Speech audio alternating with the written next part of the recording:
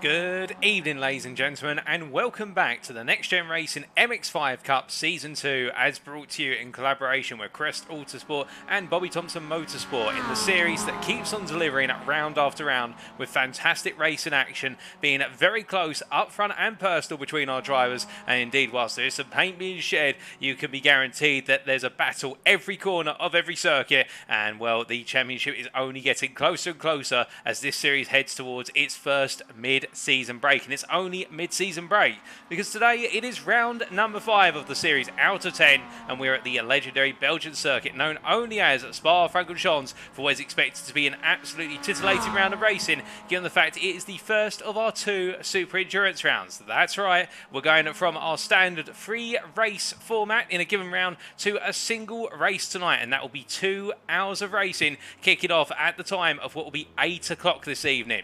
Now, between there now and then, given the fact we have got just under 39 minutes, what's going to be the catch? What's going to be the story? Well, currently our drivers are in qualifying. It's an extended qualifying session that has been running since 7 o'clock this evening. That's British Summer Time, BST or UTC +1. It is the case that our drivers are in qualifying at the moment, and we'll start to focus on qualifying in a short order in approximately what is 10 to 15 minutes or so. But before we do, let's take you through all the introductions and whatnot, and allow me to introduce myself first and foremost as your host and commentator. My name is Paul TX141 Walsh, also known as Britta the Spit, and I would normally be joined by Alex Everett of Crest Autosport, but unfortunately Alex is not able to make tonight due to personal circumstances. But fret not, for those of you who do love hearing the joint voices of myself and Alex, indeed I'm missing Alex myself, it is the case that he is likely to be back as of round number 6 in 2 weeks time. Indeed, after the mid-season break, we're expecting Alex to be back, and the pair of us will be back in the commentary box for the remainder of the season. But with it just being myself tonight, I'll have to do my best to be both Paul and Alex as we go through this round of fantastic racing that lies in wait. Now, of course, with the fact that it is round number 5 and a super endurance round, it is the case that our drivers will be put to the test tonight in terms of their ability to be able to survive over the duration of the 2 hours. There is, of course, only the one race. And, well, speaking of the drivers and the schedule, it's only appropriate that we go through talking about our times tonight talking about what is the schedule in very short order. But before we do so, just keep in mind that you can tune in tonight via one of 3 viewing platforms for your viewing pleasure. It is the case that firstly, if you are a YouTube user, you can tune in via the Crest Autosport TV channel on YouTube. Alternatively, if you are a Facebook user, you could go to NXTGEN TV, the Facebook group in particular, facebook.com/NXTGEN official. Or last but not least, if you are a Twitch user and so inclined, you could go to www.twitch.tv/Crest Autosport to tune in on Twitch. Now, unfortunately, I will not be able to see the chats of the respective live stream broadcasts. So if you are typing something in there, it is the case that I'm not going to be able to see it due to technical limitations. But I can assure you, and I wish you all a very welcome, the fact it is a Monday evening, so we've got another week of work underway. Or if you're based in the United Kingdom, it is only a 3-day week, given the fact the Queen's Platinum Jubilee is just around the corner, her 70th Jubilee, and therefore we do have Bank Holiday Thursday and Bank Holiday Friday to look forward to. A 4-day weekend. Indeed, our drivers here will appreciate that, but before they can appreciate it, they've got to get through one of the most grueling races on the calendar. Now, speaking of the calendar, well, it's only fair that we do take you through the calendar of this championship. And as you can see, there is the case that we started all the way back on the 2nd of May at what was the Red Bull Ring in Austria. We started off in continental Europe before making our way across to the British Isles, and we went to Scotland the Brave for what was a knockhill on the 9th of May. A circuit with undulations which saw many a driver come a cropper and a number of unexpected results come through to fruition. And then we went from Scotland to England, in particular down to the Garden of the United Kingdom, and that being the Kent circuit of Brands Hatch for the 16th of May. A series of races which was all about close-knit fighting. Indeed, a couple of safety cars within there as well, which saw quite the change-up of results. And then last time out, it was Alton Park. We went to Cheshire in England as well, Little Budworth in particular, for the venerable Alton Park International Circuit. That was the 23rd of May. And, well, speaking of the racing there, it was the case that there were a large number of battles. Some of them ended up with a few drivers experiencing major bruises to their cars. Indeed, a few Mazda MX-5s had to be towed off the circuit, a few to the breaker's yard, but it was the case that the battling was very close, and sometimes those elbows did come out quite far. But we cannot be denied of the fact there were some fantastic battles, particularly in the 3rd race of the evening, and well, it has set the scene for what is expected tonight to be an absolutely brilliant round of racing, with this being the first Super Endurance round, because it is the 30th of May today, and that means it is round 5 at Spa-Francorchamps. Now you see there is a gap between the first 5 rounds and the latter 5 rounds, and that signals the 1-week break, in which our drivers have that comfort break to be able to relax, consider how their championship campaigns have gone before we return in earnest on the 13th of June at Silverstone. Staying within the United Kingdom, it is the case we made a brief detour to Belgium, but we're making our way back to the United Kingdom, and indeed the majority of the rounds in this series based in the United Kingdom for the high downforce circuit, albeit of course our drivers are not allowed to tweak these cars while they're being running fixed setups, but it is the case we'll be heading to Silverstone before making our way to Snetterton, the Norwich circuit based in what is the eastern portion of the English Isle. And well, it is going to be the case that at Snetterton our drivers will need to conquer the very tricky legendary touring car circuit, and well, who will come out on top there on the 20th of June.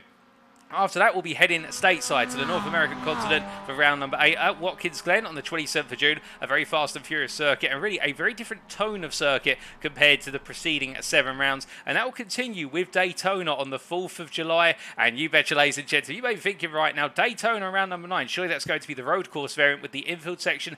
No, as far as I am to understand it, it is going to be the Daytona Oval. And that means it will be the case that Next Gen Racing MX-5 Cup does NASCAR. And well, you can expect there to be plenty of slipstream in action there in round number 9, and then the final round on the 11th of July will be the second of our 2 Super Endurance rounds, and that will be at Circuit de la Sarthe, or Le Mans in short, and the legendary French circuit will see our drivers once again go to the asphalt and contest a 2-hour race, which will be all about endurance and a test of stamina, much like today, to bring down the curtain on the series. And that's where we'll be crowning our champions in both of the driver classes, whether they be in the Pro class or the Pro-Am class that we abbreviate to the Am class to avoid confusion.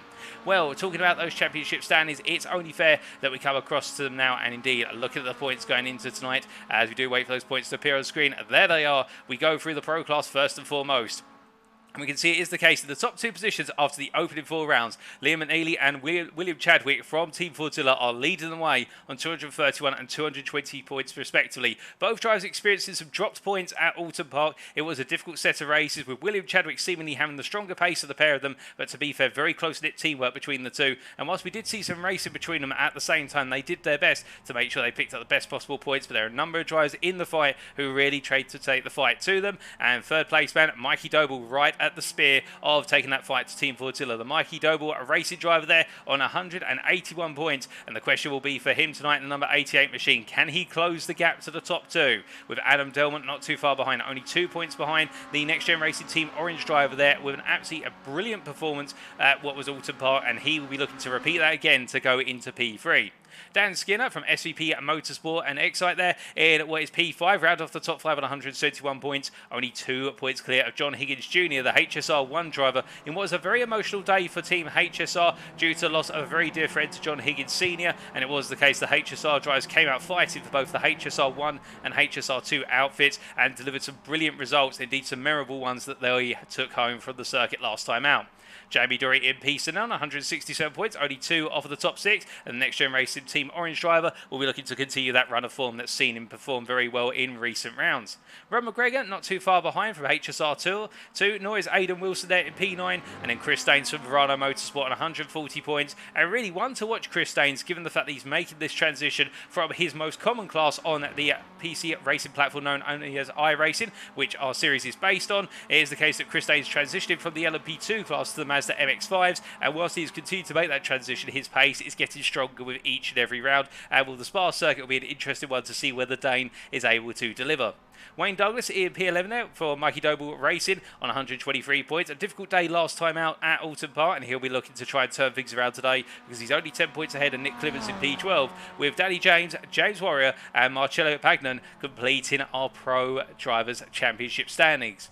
Now we go from our pros to our AMs, or our pro-AMs if you want to know in full, and it is the case here. The story is a little bit different in the fact that we have 2 drivers who are running away with things at the top of the standings, but they're not working for the same team, and the gap between the 2 of them is only 4 points. It is Joncarlo Schooler there, the American driver for Team Watson Racing, who is leading on 208 points, but he is only 4 clear of Sam Smith, the Simtech Excite Racing driver, really picking up the major points last time out at Alton Park and closing that gap to Schooler very rapidly after what was looking to be a runaway championship for Joncarlo. It is the case that he has been reeled back in, but don't count out Lee Horne for the Next Gen Racing Team Orange there on 182 points in P3. He'll be looking to try and close the gap to the top 2 tonight, and he really does come alive in these super endurance rounds, as we have seen time and time again in previous iterations of the MX-5 Cup and also in what is the GT3 Championships of past. Geoff Purkiss and Ollie Peters, P4 and P5 respectively there, with the Next Gen Racing Team Blue driver on 176 points, the best part of 36 points clear of Ollie Peters, the Crest Autosport with Apex Tracks driver. And Ollie Peters, how it has been a season of mixed fortunes so far, where for every great performance there has been one he does not want to remember, and he will be looking to come back strong tonight. Indeed, if Alex were here, he'd be saying right now that Ollie Peters is one to watch, and I can tell you he is one to watch, because when he's on form he absolutely flies, but he does seem to have this slight cloud lingering over him with regards to those performances that are not to be savoured, and can he put those to bed tonight? Alan McCain, meanwhile, P6, and McCain, after a great set of performances at Alton Park, now sits in that P6 position at 139 points, only 1 point behind Peters and only 1 point ahead of Nigel Stock, the Crest Autosport with Apex Track driver, who couldn't get a break last time out at Alton Park after what was building momentum. He's lost that momentum, and he's got to try and get it once again tonight. Paul Scott in P8 with John Higgins Sr. in P9, the HSR1 driver with very mixed fortunes at Alton Park, and he'll be looking to try and put that to bed tonight at Spa. And it's James Clark who completes the top 10 there for McCain, Lively and Clark. And well, it is the case with Clark there on 106 points. Can he find a way to break higher up into the top 10? Or will it be the case that Michael Lease there in P11 is able to turn things around on 103 points? With Lease being one of those drivers to watch out for, he's able to deliver time and time again. He just needs a clear run at a potential top 5 finish with the class. Jamie Nicholson in P12, the Evo Sim Racing driver there on 98 points, with Bud Dobson, Mark-Anthony McLaughlin and Thomas Delaney completing the top 15. And then we have Matthew Addy, Matt Emmons and Steve Cox who complete our 18 driver championship standings for the AM class. Well, that covers our standings, ladies and gentlemen, and now as we do look back to the circuit here, it's only fair that we take a little bit of a look at the circuit itself, and let's bring up the track map for you.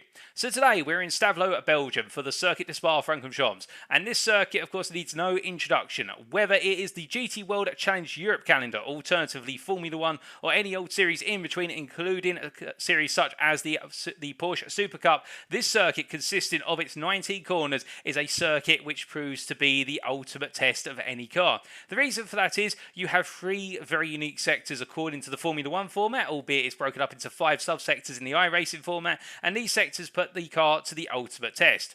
The first third of the lap, running all the way from the start-finish line through La Source, up through Rivage and Raidillon and down the Kimmel Straight, is all about high-speed performance and also a little bit of acceleration coming out of La Source, and also that top-end speed in the run down the Kimmel Straight all the way up towards Le Combe.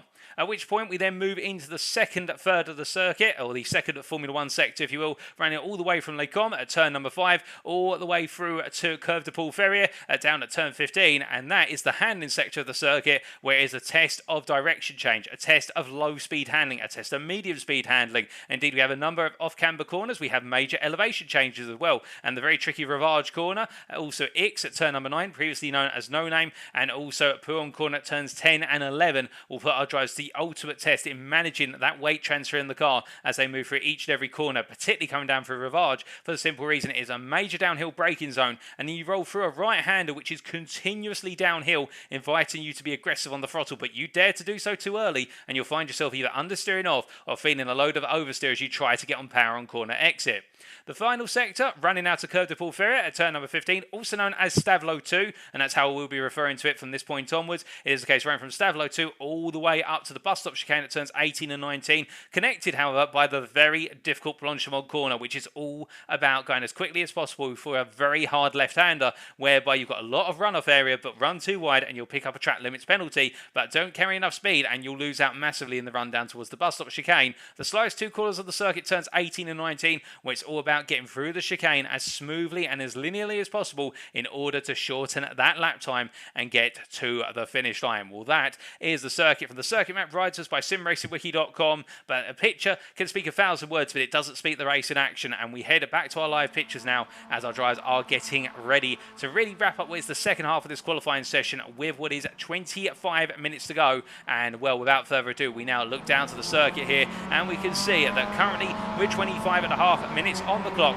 We do have Mikey Doble here, who's currently the fastest of everybody on a 2-minute 46.4 and is looking strong so far. But indeed, whilst he is on that lap, it is the case that only at 17 thousandths off him is John Higgins Jr., as we see John Higgins making his way through Rivage and Raidillon and now down towards the Kimmel Straight, although he's got a bit of damage to the car there. In fact, that's a tyre that's pointed in the entirely wrong direction. I'm not exactly sure how that's happened, but that is not what you want to see on a Mazda MX-5 Cup car, I can definitely assure you. And well, that tyre is pointed in the wrong direction, no doubt, as he makes his way down towards Le Combe in short order. And I think many a driver will be rather aware of the fact that he is in a bit of a wounded car. And in fact, the number 15 driver there as well, of Aidan Wilson, in a very heavily mangled front end MX-5. And I wonder if the two drivers have had a bit of a coming together, as we see he goes off circuit there, and definitely that is going to be a jump to the pits in short order, or at least we'd reckon so. Now, with regards to this qualifying session, it is the case because our drivers had a full out, or they've got a full out, we should really say. We are expecting those lap times to continue to improve as more rubber gets laid down the circuit and track temperature builds up here, given the fact we have got relatively sunny skies this afternoon in Spa-Francorchamps. So as a result, we are expecting those lap times to continue to build over the course of the session. But given the fact there's a whole hour here dedicated to qualifying, that does provide our drivers an opportunity to get plenty of laps in. And if you do it literally, if you treat each lap as 3 minutes long by approximation here over the course of an hour, you're looking at about 20 laps. But if you take out laps out, including cool down laps and also warm up laps, you're looking at about a region of somewhere of 12 to 14 fast laps around the Spa circuit. That is plenty if our drivers have joined at the start of the qualifying session, but not all of them will have. And you'll see some drivers will make their way eventually out onto circuit, such as we've got Paul Scott and Jamie Nicholson, who've yet to put in a time, and William Foyle as well has yet to put in a time. We've currently got 25 drivers registered as in attendance at the circuit, and we are expecting some more potentially later on. But now, as the time is starting to wind down, this is where we'll start to see our drivers really look to put in those lap times and get everything done before it's too late, because of course the pressure is, if you leave it too late in qualifying, then you've got all the pressure on you in the final lap or two of the qualifying session. And then if you make one mistake, well, that could see you starting right at the back where you do not want to start, quite understandably. But as our drivers make their way on around here, it is the case that we can see Adam Delmont. He's in the tow there with the number 55 car, and number 55 car of Michael Lees as they make their way down the Kimmel Straight, and he's trying to use Michael Lees here as a little bit of a run, and my apologies there, as we do look to Michael Lees at the head of the pair of them, and as they make their way down the straight right now, both drivers here looking to try and improve on their current times, with the fact we do have Michael Lees currently running P9 overall, and that is P2 in the AM class. Now, it's a bit of a funny story with Michael Lees, in fact, and the fact that when he joined us, and that was back, if I remember correctly, at Knock Hill in round number 2, it was the case he was classified as a pro by mistake. And after the races, he did say to the organisers, surely there's been a bit of a mistake, guys, because I've been classified as pro, and I'm definitely not a pro given my lap times and who I was battling at Knock Hill. And since then, he's been classified as a Pro-Am, or an AM driver as we abbreviate it to. But it is the case that the SRC and Movano course of SSD racing driver has been showing that grind amount of form. And right now, much like Lee Horne, in fact, currently right up there, and with a bit of segregation between them and the rest of the AM field in terms of lap time. And that segregation being in the region of about 1.5 tenths a second compared to what is John Higgins Sr., who's down in P13, currently P3 in the class. Now, as our drivers continue to make their way on around here, it is also the case that as they come flying on through, the thing that they've got to master here at the Spa-Francorchamps circuit is the fact that the majority of this lap is actually almost full throttle.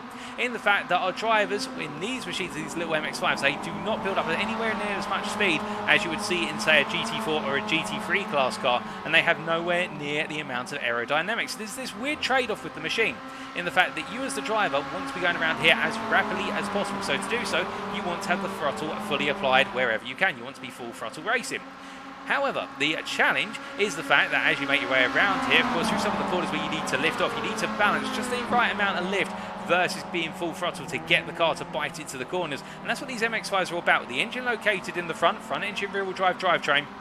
As the case, you've got the majority of the weight in the front of the car, even though the car's very boxy. You can see there how the overall nature of the body compresses over the front axle as Michael Lees brakes there, and that's all the engine weight really shifting over the front tyres, plus the rear weight transitions to the front of the car. But that is the challenge here, about the fact balancing the front end of the car to turn it into the corners and then carrying the speed through and having that rear step out. And you will see around this circuit a number of times our drivers will practically be going sideways through the corners, because that is the way to get the best possible time. Albeit they're not drifting, it's not the case that we're taking a Tudge style drift through the corners, but it's more the case that our drivers are trying to bring that rear end around and just loosening the rear of the car. And so for that, they'll be able to tweak certain settings of the car, and it's one in particular with these fixed setups, and that is the brake bias, where a good number of drivers will be running a rearward brake bias in order to be able to invoke further braking by the rear brakes, and that will mean naturally the car, when it comes off the brakes, will want to step out on the rear. It will have that native oversteer rather than understeer, and that could benefit them in the long run as the drivers continue to make their way on around right now with 20 minutes of this session still to go. Now, as they continue to make their way on around here at this point, of course, we have seen there's a very slight issue with regards to Cox's name, and that is our driver who's currently in P17, and we're going to be making a short correction to how his name appears very shortly on our time screens for you, ladies and gentlemen. We just need a brief moment to do that as our drivers continue to head on around. I do believe as well we have a couple of new drivers taking part today. In fact, it's only the one driver, Steve Cox, but I do recall that Steve Cox was out of the circuit last time, unless I'm very much mistaken. So as a result, I think that might just be a small glitch on our board, and we'll get that resolved for you very shortly. These things do happen, of course, where we do get those very slight technical issues, but we can very quickly get those moved out of the way as this qualifying session continues on around. And very shortly, we will be right on board with one of our drivers to give you an onboard lap and really the perspective of what it takes to put in a strong lap around here at Spa-Francorchamps in a Mazda MX-5. As our timing boards are updated there, and finally we can see it is the case that Cox down in P17, his name has been corrected, that of course being Steve Cox there, recently introduced to the series as of autumn part last time around. And all our drivers continuing around, we do look further afield here, and we look a little bit further up the road in particular. And as we continue to look on around here, it is one of the cases, who else is on the lap and who's towards the end of their current lap? That is really the question that we ask ourselves.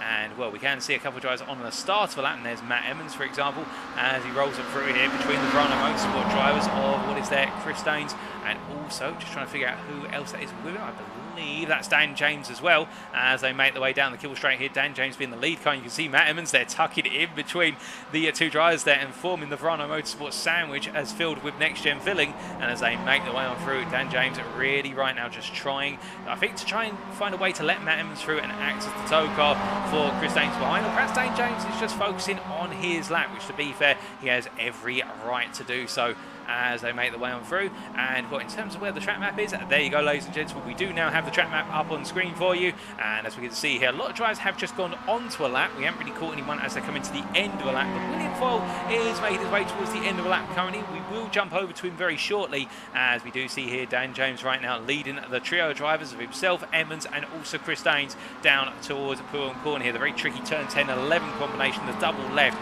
as they roll them downhill here. An absolute thrill seeker of a corner, I can tell you, after competing a recent 6-hour endurance event here. And it is the case that you can really feel that downhill run even in the simulator. But meanwhile, speaking of getting a feel, we now ride on board here with William Foyle as he takes us around for a lap of the Spa-Francorchamps circuit in the Mazda MX-5. Crest Autosport, the Apex Tracks machine, as he heads across the timeline to go down towards turn number 1. Makes his way down into the source here. It is the case, rolling into the right-hander, the hairpin style corner, and looking to get a nice early apex so he can get on the throttle as soon as possible before charging his way all the way up towards Rivage and Radio. Now completely flat out here as he heads on through, and now you'll see he's going up into the left into right combination, the uphill corner here, and it's just listening for the lift.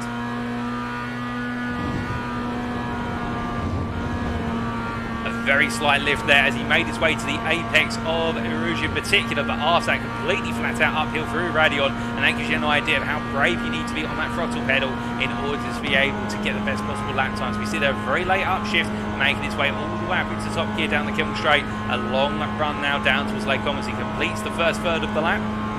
Now gets ready to go onto the brakes here. Going into turn number 5, understeers a little bit deep down under braking, but gets the car settled back nicely for turn number 6. Flicks it to the left before going into the right-hander at turn 7. And as he rolls on through here, almost flat out all the way through Lake Como on exit as he now comes down towards Rivage. And as he heads into the downhill braking zone here, you'll see that you have to bring the car under trail braking all the way through to a very late apex and then get back on the throttle nice and early as he makes the exit and now into X here. Chucking the car in, chucks in a little bit too early there and actually had to back the steering knock off briefly before going for the chuck once again. And now making his way down towards Film Corner, in towards turns 10 and 11 into the downhill left-hander.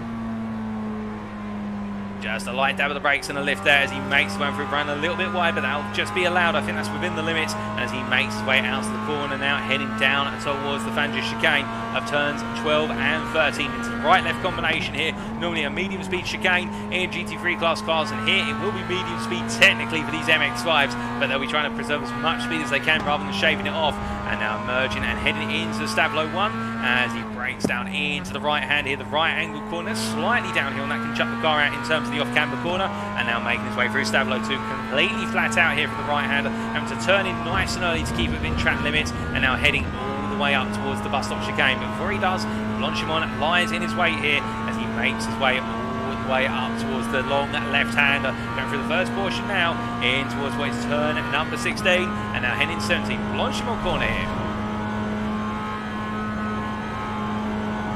Completely flat out there, no hesitation, and now heading down towards the bus stop chicane here, looking good to get ready on the brakes, does William Foyle, as he breaks his way down the gearbox here, coming all the way down to first or second, and as he makes his way through the two corners, clattering over the apex curves there, which he can afford to do, of course, given the fact these MX-5s do handle quite well over raised curves. And to the timing line there for William Foyle, and will it be an improvement? That will be the big question as he crosses the line. And well, it is, as we wait for that confirmation, it does look to be a partial improvement for William Foyle, but not enough to move him further up the order. He has improved to a 2:48.21, but it is not a lap that moves him up, and he stays in P5 in the AM class, P16 overall. But as we look from him, we look back to the track map to see where else our drivers are out on the circuit. And right now we can see we do have a little bit of a traffic line of what is Chris Daines from Verano Motorsport pulling along Dan James behind him, as we're hearing that William Chadwick has just come across our timing line and has improved to P3 overall and P3 in the Pro class with 14 minutes left on the clock. As we see Chris Daines here continue his way through, and you can see there how the rear wants to step out on the first part of the bus stop chicane. That's what it's all about. about getting that rear to come around aggressively as they make the way across that timeline. And will either of the two drivers improve here? I do not think so at this time, although I say that, we see behind it is going to be a case that Dan James does not improve, and they go onto a lap here to work in tandem together. And speaking of working in tandem together, a little bit further down the road, I can tell you we have got quite the cluster of drivers making their way on through, and we're just trying to find who that cluster is. Instead of we find out Liam McNeilly here making his way down the Kemmel Straight, and as he does have his teammate William Chadwick directly in front of him in the number 88 car is Chadwick, where McNeilly in the 48 car as they make their way into Lecom. But meanwhile, we do look a little bit further on around, and we see Mark-Anthony McLaughlin here from Def Sim Racing rolling on through, dropping down to a P22 as this qualifying session has progressed. That's P22 overall, P11 in the AM class here. And McLaughlin has been one of those drivers who struggled typically in qualifying from what we've seen, but it's in the race where he really does seem to thrive by comparison. And could that be his story again tonight, given the fact it's 2 hours of racing? And one thing we should say, for those of you wondering right now, if it's a 2-hour race, and we've always seen sprint races in rounds 1 to 4 in terms of no pit stops required unless our drivers pick up major damage, and then we see our drivers jump into the pits if there is a safety car, are we expecting the drivers to do all 2 hours on a single tank of fuel and tyres? Well, the short answer is no. There is no mandatory pit stop in this race, it should be pointed out. Our drivers are expected to just start the race and get to the end. If they make one or more pit stops, it's entirely up to them. We can definitely expect 1 or 2 pit stops for fuel and also for a change of tyres, but it is the case that our drivers do not have any legal requirements as to those pit stops. They come into the pits when they need to, in their opinion, in order to make tyre changes and add fuel to the car, and therefore there's going to be a big strategic element here today with regards to how the strategy plays out. As I say, we're definitely expecting 1 pit stop, but based on the past, what we have normally seen in these super endurance races is it is a 2-stopper at that. And we saw that, of course, in the season finale of season 1 of the MX-5 Cup at the Nürburgring and Nordschleife, whereby we did have those pit stops, those 2 stops in particular, for our drivers who did not have any major incidents, and that really shook up the field, particularly the power of the undercut versus the overcut, whereby that fresh rubber gave our drivers such a benefit so early on when they emerged out of the pits versus those trying to overcut. And will we see that in fruition tonight? We'll have to wait and see. But meanwhile, speaking of waiting and seeing, we saw them as they made their way onto the lap. And now we see them as they come to the end of the lap, and we see the 2 Verano Motorsport drivers here running in formation, and they're using the slipstream off of one another here. And keep in mind, of course, these Mazda MX-5 is a very bulky machine, not too much aerodynamic about it per se compared to your typical race cars. We see Danes and always Dan James swap places there, but as they come to the end of the lap, they will now run together here in the tyre one another. And let's ride on board with Chris Danes to give you an idea of what it's like to run in the tyre of another driver whilst also doing a lap in the pro class here at Spa-Francorchamps in qualifying. So going across that timing line, now down into the braking zone for turn 1, into the source, braking at about 80 metres, coming down the gearbox quite aggressively as we do move that track map off the screen for you so you can see in clarity.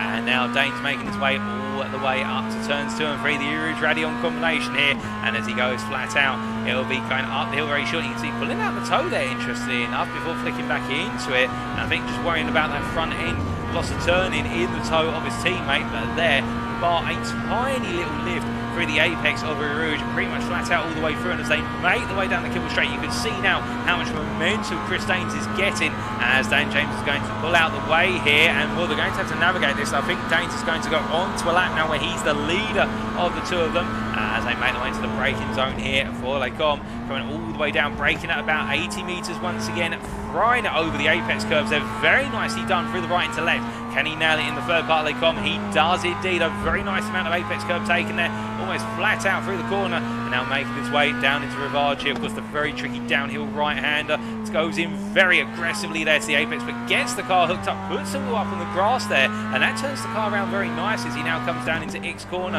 The Dane absolutely flying here with limited time left in his qualifying session, less than 10 minutes to go, and as he now makes his way all the way down towards Will corner here, this will be the corner that makes or breaks what has been a good lap so far.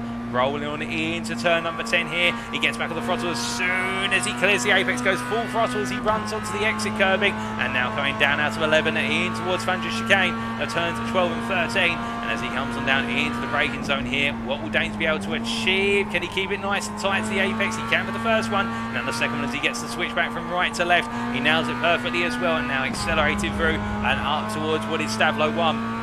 And rolling the car into the right angle corner, the right angled right-hander, and And as he exits, not using as much runoff area as perhaps he would like, and that's going to cost him a little bit of time because it opens up the corner and the will run off Mutate. There's a bit of a safe line then. I think he will know he could have been a bit more aggressive through Stavlo 1 and Stavlo 2. That has cost him, in actuality, about 2.5 attempts by the time he gets to the bus stop chicane. Given, remember, you want to carry as much speed as possible out of Stavlo 1 and Stavlo 2 because it will affect your top end speed by the end of the run to the bus stop chicane. He comes through Blanchimont now, completely flat out here, taking Blanchimont very comfortably, and now only 2 corners between Chris Daines and another completed qualifying lap as he heads into the braking zone. He looks for his brake marker, he finds it around 75 metres, comes down through the gearbox, attacks the curbing, and as he rolls out into the pits, in fact, for Chris Daines, he's decided he's not happy with this. They both make the way on in. They're going to have one more shot at this qualifying session, and that is a surprise, and well, we'll have to wait to see if it's a welcome one to be sure. As we see Steve Cox here, the British driver, making his way uphill and heading down towards what is turns 4 and 5 in very short order, heading towards Les Combes. As he do, completely flat out here and making his way on down. We will wait to see how Steve Cox gets on a bit later in tonight's proceedings as we do bring that track map back up again, and you can see now how the space around on circuit and everybody trying to find that time with not too long to go in this qualifying session as they make the way on around. And well, it is going to be one of those major challenges for all of our drivers as they continue to press on, and Steve Cox will know that for certain, given the fact that right now he is currently P6 in class and he will want to be a bit higher before the finish here. Will he be able to? That will be the big challenge. If he's able to improve, it could work out very nicely for him, but to the controversy, of course, sorry, to the, what is the opposite, I should say, to the contrary, is the case if he's not able to improve on this lap, he may find himself struggling a little bit with regards to his starting position, but we will find out in very short order as the privateer makes his way on down towards Horne corner. As he flows on through here, keeping it nice and succinct and heading on down. It does look as though Cox keeping it together, although somebody's gone off circuit there at what is Horne corner. We're not quite sure who that is, but somebody has got it very wrong, and well, we will wait and see whether we can get confirmation as to who that is as they roll on through. But right now we do look instead to Mark Anthony McLaughlin as he makes his way there out of Stavlo 2, and I believe it was Nigel Stock who had the off, interestingly enough, but we see here, in fact no, that was not Nigel Stock. In fact, I think it was, well, we're not absolutely sure who it was in fact, but it definitely wasn't Nigel Stock by the looks of things according to our track map indicator. But as we see McLaughlin making his way on through here towards the end of the lap, only 6 minutes remaining now as the timer continues to come on down, and well, are we expecting any more major surprises here as McLaughlin comes on through?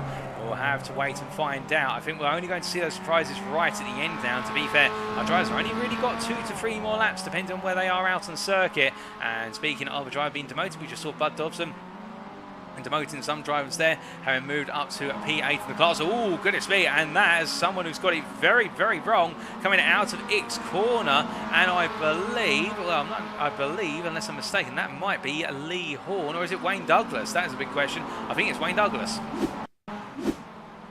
And well, we do seem to have a slight issue with our camera here, ladies and gentlemen. Apologies for this. That was Wayne Douglas, but we couldn't quite actually see him through the trees, unfortunately. But it does look as though the privateer has got it very, very wrong, and he's bringing himself back up to speed.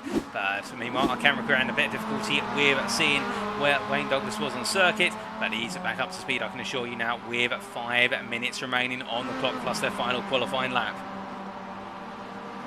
And as our drivers continue to roll through here, it is the case now, all that pressure will be building up to its crescendo, as we do see currently our fastest driver in qualifying overall and in the pro class is Liam McNeilly here, as he is currently leading by 3.5 tenths almost over John Higgins Jr. with William Chadwick in P3, and you can see William Chadwick there behind McNeilly as they make their way through Blanchimont. It is the case, the 2 Team Bordzilla drivers are now going to try and set up the run together in the remainder of this qualifying session to try and get themselves right there and make it a P1, P2, a front row lockout, which would do them very well, given the fact that this will be much like the preceding rounds of standing starters were to understand it, and will they be able to make it work? As we see the HSR machines all ahead. Bud Dobson has just gone better with P15, but now it's time for McNeilly and also what is William Chadwick to go to work, and particularly Chadwick, he will want to try and improve by running in the slipstream as his teammate as he makes his way through turn 1, and we see McNeilly there running wide. I think that might be intentional, the run wide there, in order to give himself some more space to Chadwick, so that way by the end of the Kemmel Straight. Chadwick is not bunched up too closely behind McNeilly. Very tactical here. McNeilly has sacrificed the lap in order to give Chadwick the toe over the course of the lap. And you can see that gap between the two of them. The fact that gap stands at about 5/10 of a second. It will close up to about 3/10 by the end of the Kemmel Straight, but it won't close up as much as we saw for the Verano Motorsport team earlier, where we saw it was the case that Chris Daines and Dan James had to swap places in the end due to how much they concertinaed onto one another. And you can see as they continue down the straight here how much momentum Chadwick carries compared to McNeilly down into the braking zone into Lecombe, but the spacing is just enough, and therefore the Briton is not compromised behind his fellow countrymen. As we see once again McNeilly decides to run off circuit there in order to be able to stay ahead by about 8/10 to 9/10 of a second ahead of Chadwick. And this is really smart driving between the two drivers here, because McNeilly knows he's got that pole position, or in his mind that is his firm belief, and they will have one more lap after this where they can potentially make a switch around if they feel it's appropriate. But right now McNeilly literally sacrificing every part of his lap, going off track, running wide to build up a bit more lap time compared to where Chadwick is, and therefore have enough space, have enough separation to give Chadwick the full pull. And they have worked this out to perfection so far. As half the lap is complete, they come out to pull now. And as they do, we will wait to see exactly how this lap ends, because remember, they do have some very tricky complexes coming up, starting with the Fangin chicane here, and this is where they can come together if one driver, say McNeilly, gets it wrong. Alternatively, Chadwick carries too much momentum in and finds himself bunching up behind McNeilly. But as they both exit the corner, they're very smooth from the pair of them, and as they dance their way into Stavlo 1, will we see the full width of the runoff area being used? We do indeed. And as they now make their way into Stavlo 2, both drivers right there. And to be fair, I think this is going to be the best possible tow you could give a teammate as they head on through. We now look to William Chadwick here, who rides at the second of the two drivers, of course, trying to benefit from this tow in the number 88 machine as he heads all the way down for Team Portilla, all the way up towards the bus stop chicane. But before he does, he heads towards Blanchimont, and as he does, we hear that Nick Clemens has improved to P12 overall. That is P10 in the pro class. We see it's the case that Chadwick here very close to McNeilly. McNeilly peels out the way. He's done his job here. He can't offer anything else. And will Chadwick now find his way into the top two? It's two corners between him and Sin if this is an improvement. 1.5 minutes to go. And as he comes to the timeline here, what will it be for the Team Portilla drivers? He crosses the line. It's going to be pole position, a 2:45.508, 2/10 faster than his teammate. And I think Team Portilla may have got the job done, given the fact that right now John Higgins Jr., P3, the HSR1 driver in the Pro class, is now making his way onto his final flying lap. He's heading to Rouge and Radion. And in the very distinctive liveried HSR1 machine, making his way uphill here. You can see the number 15 driver, and that is the number 15 car of what is run off circuit. We're just trying to get confirmation on that, ladies and gentlemen. Aidan Wilson. Well, in the end, Higgins has got it wrong as well. And Aidan Wilson getting it wrong. They both move aside, and they will not be improving. What about Adam Delmont? Meanwhile, Adam Delmont is onto a qualifying lap here as he comes on through the Next Gen Racing Team Orange driver, rolling up the hill in the orange-green liveried machine. Of course, the green roll cage and the green wheels denoting that it's Adam Delmont's machine. You'll see, I believe, Paul Scott's in the orange machine with the red roll cage and red tyres. Matt Emmons in the one with the purple-pink aspects. And I think Jamie Dory in the one in the blue or the yellow aspects, unless I'm very much mistaken. But Adam Delmont, they're backing off. And I think to sign enough's enough. In fact, that's Paul Scott there in the red machine, the orange-red Next Gen Racing Team blue machine, as he makes his way into the common. Right behind him is the number 73 driver of Dan Skinner, who's really hugging him as they make their way out of Lake Com. And you can see that Paul Scott backing off completely. That's his lap over as we see our drivers coming on through. And well, we do have one driver right now making their way towards the end of their lap, and I believe that's Ollie Peters, as we do see Ollie Peters coming in too. Where's the final two corners? The checker flag is out in this qualifying session. Most of our drivers have already gone into the pits. They think they've done enough, but Ollie Peters comes to the line. He's currently P15 in the AM class, P27 overall the last time on the board, and he backs off there before he crosses the line. Ollie Peters is going to be starting the last of our qualified times, albeit Alan McCain and Tom Delaney have yet to actually set a lap time. Well, I think this is going to be quite the struggle for Ollie Peters in the long run. We'll have to wait and see, but he's starting right towards the back as we see Nick Clivens here making his way very ferociously through Blanchimont Corner. And as he heads his way up towards the bus stop chicane, there's a case in front in the number 27 car. That is a number 27 of Sam Smith, who's down in P23 overall. Nick Clibbins, meanwhile, P10, and Clibbins into the pits. What about Sam Smith then? Can he improve from P23 overall, P11 in class? He crosses the timing line, and for Sam Smith, it is an improvement. It's P19, P7 in the AM class for the Simtech Excite racing driver from the United Kingdom. We've still got a couple more laps coming on in, and we look to Lee Horne right now, who is currently the provisional pole sitter in the AM class. Can he get it said and done? Well, Michael Lees is in the pit lane, I believe, so he won't be improving. So Lee Horne's only got to raise the bar versus whoever else is out on circuit. Lee Horne crosses the line here. His previous best was a 2 at 47.1, and it's not enough to improve. I think Lee Horne is safe to take that pole position in the AM class. We've still got some more drivers coming on through, and well, who is that coming through? I hear you ask. We've got Alan McCain parked up there. We've got Jamie Dory roaring on round right now, and down towards the bus stop chicane. He will be the final driver who completes a qualifying lap in this session as he goes overly deep into the bus stop and backs it off completely. And there's number 37 machine getting it wrong as well. And well, I believe, unless I'm mistaken, that is qualifying, ladies and gentlemen. Adam Delmont having the runoff, so in the end it is William Chadwick on pole overall and in the pro class, and it is Lee Horne on pole in the AM class, P10 overall in the standings. And well, this qualifying session definitely one to see the favourites in the respective classes right up there, although to be fair, a huge shout out to Michael Lees, P11 overall, P2 in the AM class right behind Lee Horne. Lees really coming on strong as we said earlier, and we're expecting more from him today. And any surprises on the board? Jamie Dory, P14 overall, P12 in the pro class, the last of our qualified pros, and Jamie Dory not there on the pace in qualifying. Perhaps he's expecting it all to come in the race, which I think I can believe would be the case for Jamie Dory. He will be waiting to see how it all plays out over the 2 hours. Remember, qualifying is only one part of the battle, and it's a minor part of the battle. The main battle is the 2-hour race. You're not just battling with your peers, but you're battling with the circuit and making sure you keep it together all the way to the conclusion, as we now wait for the transition to the formation of the grid for our race.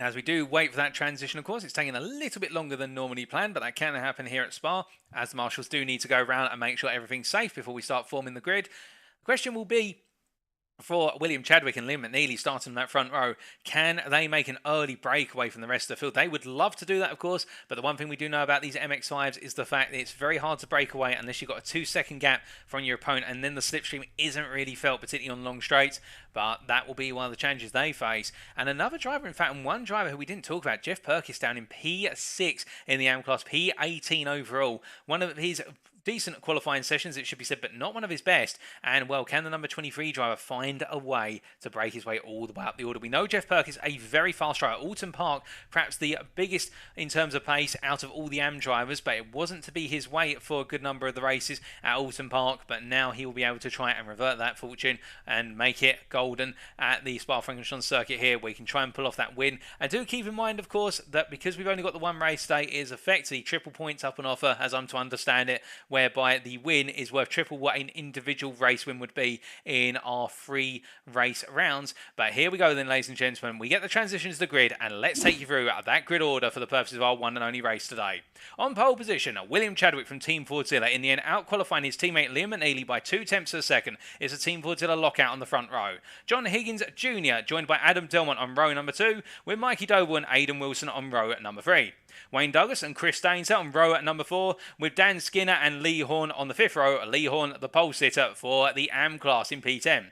Michael Lees, P11, with Nick Clibbins alongside in P12 on the 6th row. Behind them, we have Dan James from Verano Motorsport, the pro driver there, alongside Jamie Dory, who starts P14, the lightest qualified of our pros, with William Fole P15 and John Higgins Senior P16. They share row number 8, with row number 9 consisting of Bud Dobson and Geoff Purkiss, and Sam Smith and Jamie Nicholson make up our 10th row, with Matt Emmons and Steve Cox on row at number 11, a difficult qualifying session for the pair, with Nigel Stock and Paul Scott on row at number 12, and behind them it is Josh Brown and Mark Anthony McLaughlin on row number 13, with Alan McCain Chicane and Ollie Peters on row number 14. And our final row, but not to be forgotten about, we have Tom Delaney, who'll be starting from the back of the field, having not entered a qualifying time in this session. And we can see that also the mention of the safety car, and that will be the safety car manned by Gaz Williams from NXTGEN Racing, making sure things proceed in the safest possible order. But with the grid form, ladies and gentlemen, we now wait to go racing here at what is the Spa-Francorchamps circuit, as we are just waiting for the gridding process to be completed. You're tuning into round 5 of the NXTGEN Racing MX-5 Cup Season 2, as brought to you by Crest, Autosport and NXTGEN Racing in collaboration with Bobby Thompson Motorsport. And it's only myself in the commentary box, Paul Walsh, with the absence of Alex Everett. We'll try and make our best up for him as we get ready to go racing here for 2 hours of racing. And as we do, we wait for all of our drivers here on the grid. And can Team Fordzilla make it a 1-2 finish come the end of the 2 hours? We will wait to see, as we are now only seconds away from getting the roll call for the red light, and then we go green. So with the gridding process complete, it is time for us to go racing. 1 red light, 2 red lights, 3 red lights, 4 red lights, 5 red lights. And it's lights out, away we go for round number 5 of the MX-5 Cup, as William Chadwick gets a good start here with Liam McNeilly also staying with him as they all make the way up towards Rivage and Radion for the first time of asking. A bit further back, we can already see Chris Danes, a little bit of side-by-side battle here with Wayne Douglas as they come up through Rivage, and as they do, it's 2 wide between the pair of them here, as we see 2 by 2 for a good number of drivers further back. Lee Horne battling with Dan Skinner behind them as well. Everyone makes it safely through as they head down towards the Kimmel Straight, and now this will be our first shot at the battle as we see everybody now, the Constantino and MX-5s making their way down. Meanwhile, William Chadwick holds the inside line here. We can see Liam McNeilly going to the wide. A bit further back, we can see Higgins and Delmont also trying to get in. Everybody going 2 wide here, scrambling for position as they all come to heavy breakings over Lacom. And as they do, it's a case that everybody makes it through okay so far. All the elbows will be popping out in very short order. I can trust you that. But as we can see, the Mikey Doble here up the inside of where is Aidan Wilson, gaining the place already as they come rolling on through and down towards Rivage corner they come. We can see here Mikey Doble having to cover off Aidan Wilson, who tries to come back strong. Chris Danes holding off where's Wayne Douglas there behind him as Lee Horne tries to go around the outside of Wayne Douglas, making their way down in towards X corner now. Now as they roll on through a little bit further back, we can see Jamie Dory has gained a couple of places. William Foles side by side battling there with Michael Lease. Michael Lease has dropped a good number of places overall so far as in the rear of the picture. We've got a major incident there, and that's Geoff Purkiss, Dan James, also other HSR1 machines all involved in major contact. We've got at least 3 cars involved in that contact, and Dan James is missing a wheel, or at least a puncture to the wheel. We'll take a look back at that in a short while, ladies and gentlemen, but right now we focus on the here and now, and we'll keep our eyes on in case the safety car is deployed. But we can see Liam McNeilly here currently leading. He's found his way past William Chadwick off camera as they make the way out of what is the Evangelist Chicane and now down towards Stablo 1. But you can see now everybody lying astern, although I say that a bit further back, we've got William Foyle battling with Michael Lease. Lease coming back up the inside into Stablo 1 versus Foyle, and as they roll through the right hander here, it does look as though Michael Lease is here to stay. He will not want to lose that P2 in class so early on to William Foyle as they make the way out to Stablo 2 and now make the way down the back straight all the way up towards the bus stop chicane. But before they do, they have Blanchimont corner to deal with, and you can see now how everybody's settling down into a rhythm here towards the end of the first lap. But before they do, William Foyle battling side by side with Nick Clibbins, and Clibbins will be saying to Foyle in his mind, don't fight me, Foyle. We don't need battles. We see Foyle and Lease in contact there. They're both off circuit, and William Foyle holds it together, but Michael Lease is into the wall, and it was a very, very brief touch, but it was enough to ruin the race. And we, I do believe, have the safety car at pit exit as Michael Lease has jumped to the pits, and we'll take a look back at that shortly as well. But after one lap is Liam McNeilly for Team Fordzilla, who leads ahead of William Chadwick, his teammate P2, followed by John Higgins Jr. P3, then Adam Delmont P4, followed by Mikey Doble P5. Behind them it's Aidan Wilson in P6, giving a hot pursuit with Chris Danes P7, Wayne Douglas P8, and then we do have behind them Lee Horne in P9, leader of the AM class, and really the one to make the biggest gains in the AM class so far in terms of gapping the rest of his peers. Meanwhile behind them Dan Skinner P10 completing the top 10 with Jamie Dory fast behind him and approaching aggressively as they make the way in towards Rivage and Radion once again. They come charging up the hill here, and as they do, we see Jamie Dory looking to go on the offensive as we ride on board here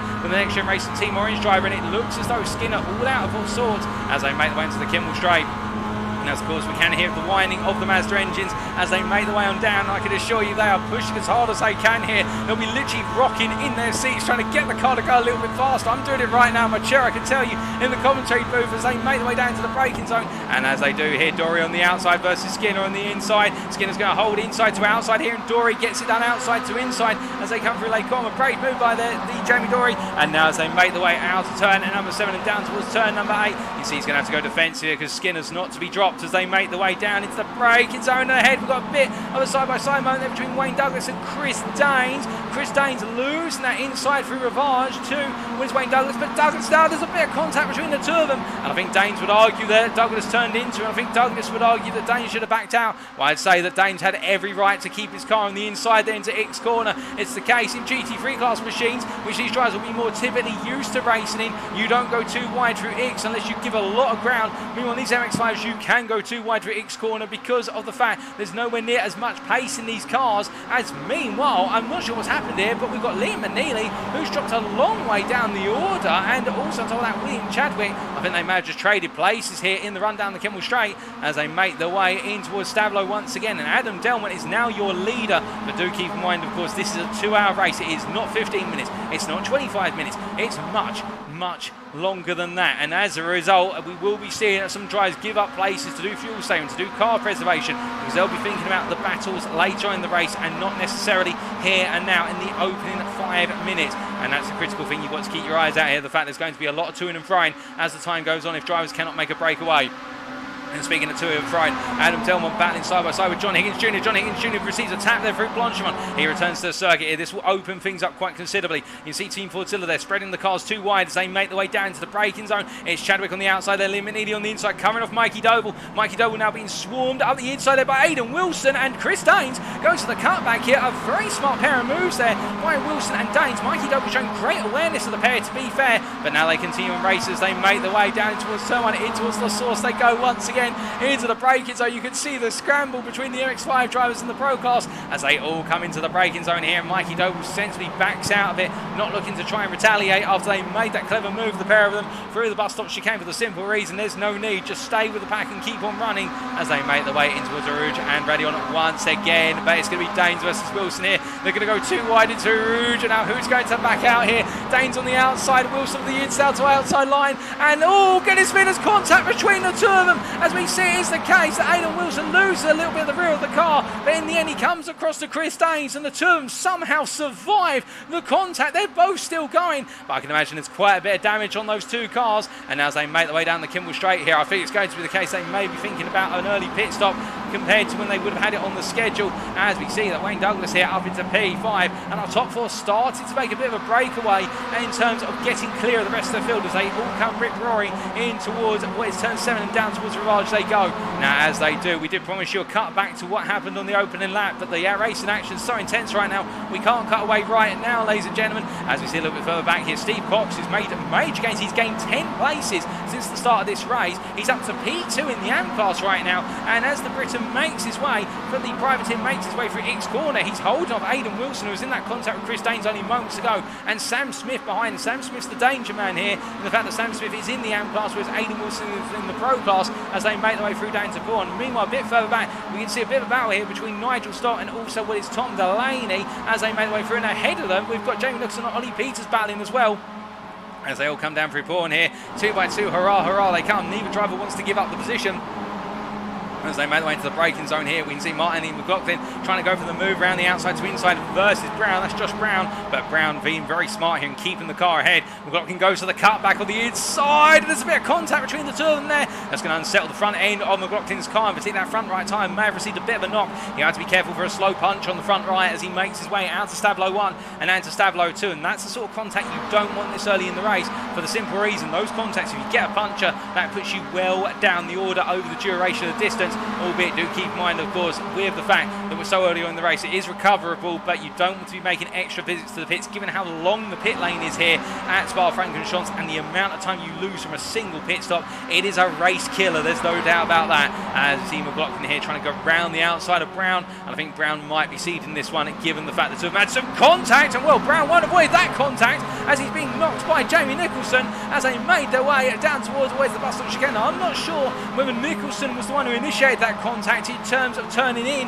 to Brown, whether Brown came across him. It looked like both there were the guilty parties in that. The shooters will take a close look at that one post race. It's reported, no doubt about that. As into the pits is Dan James, and Geoff Purkiss also in from that contact earlier on. But meanwhile, we look from the rear of the field to the front of the field, and it's Adam Delmont who continues to lead here by a margin of what is only 2/10 versus Chadwick and McNeilly immediately behind, and Team Fordzilla, but they dropped down the order briefly, and now they are coming back. But look at this as they make their way out to Radion here. It's the case that Chadwick tucked in behind what is Delmont, giving Delmont a little bit of a push here. McNeilly's going to go around the outside, only for Chadwick to peel in behind, and well, the Fordzilla drivers both want to get on through together, but Liam McNeilly really being the charger here, and it's going to be Chadwick who follows on through. It's almost as if McNeilly is the ball, and he's making his way through the China shop of MX-5s, and therefore Chadwick is the one right now behind him, just saying keep on going, I'm going to come on through with you. And as they make their way through, they come and down towards Rivage once again. The top four change places, and can McNeilly and Chadwick now try and make that breakaway, which we think they're trying to make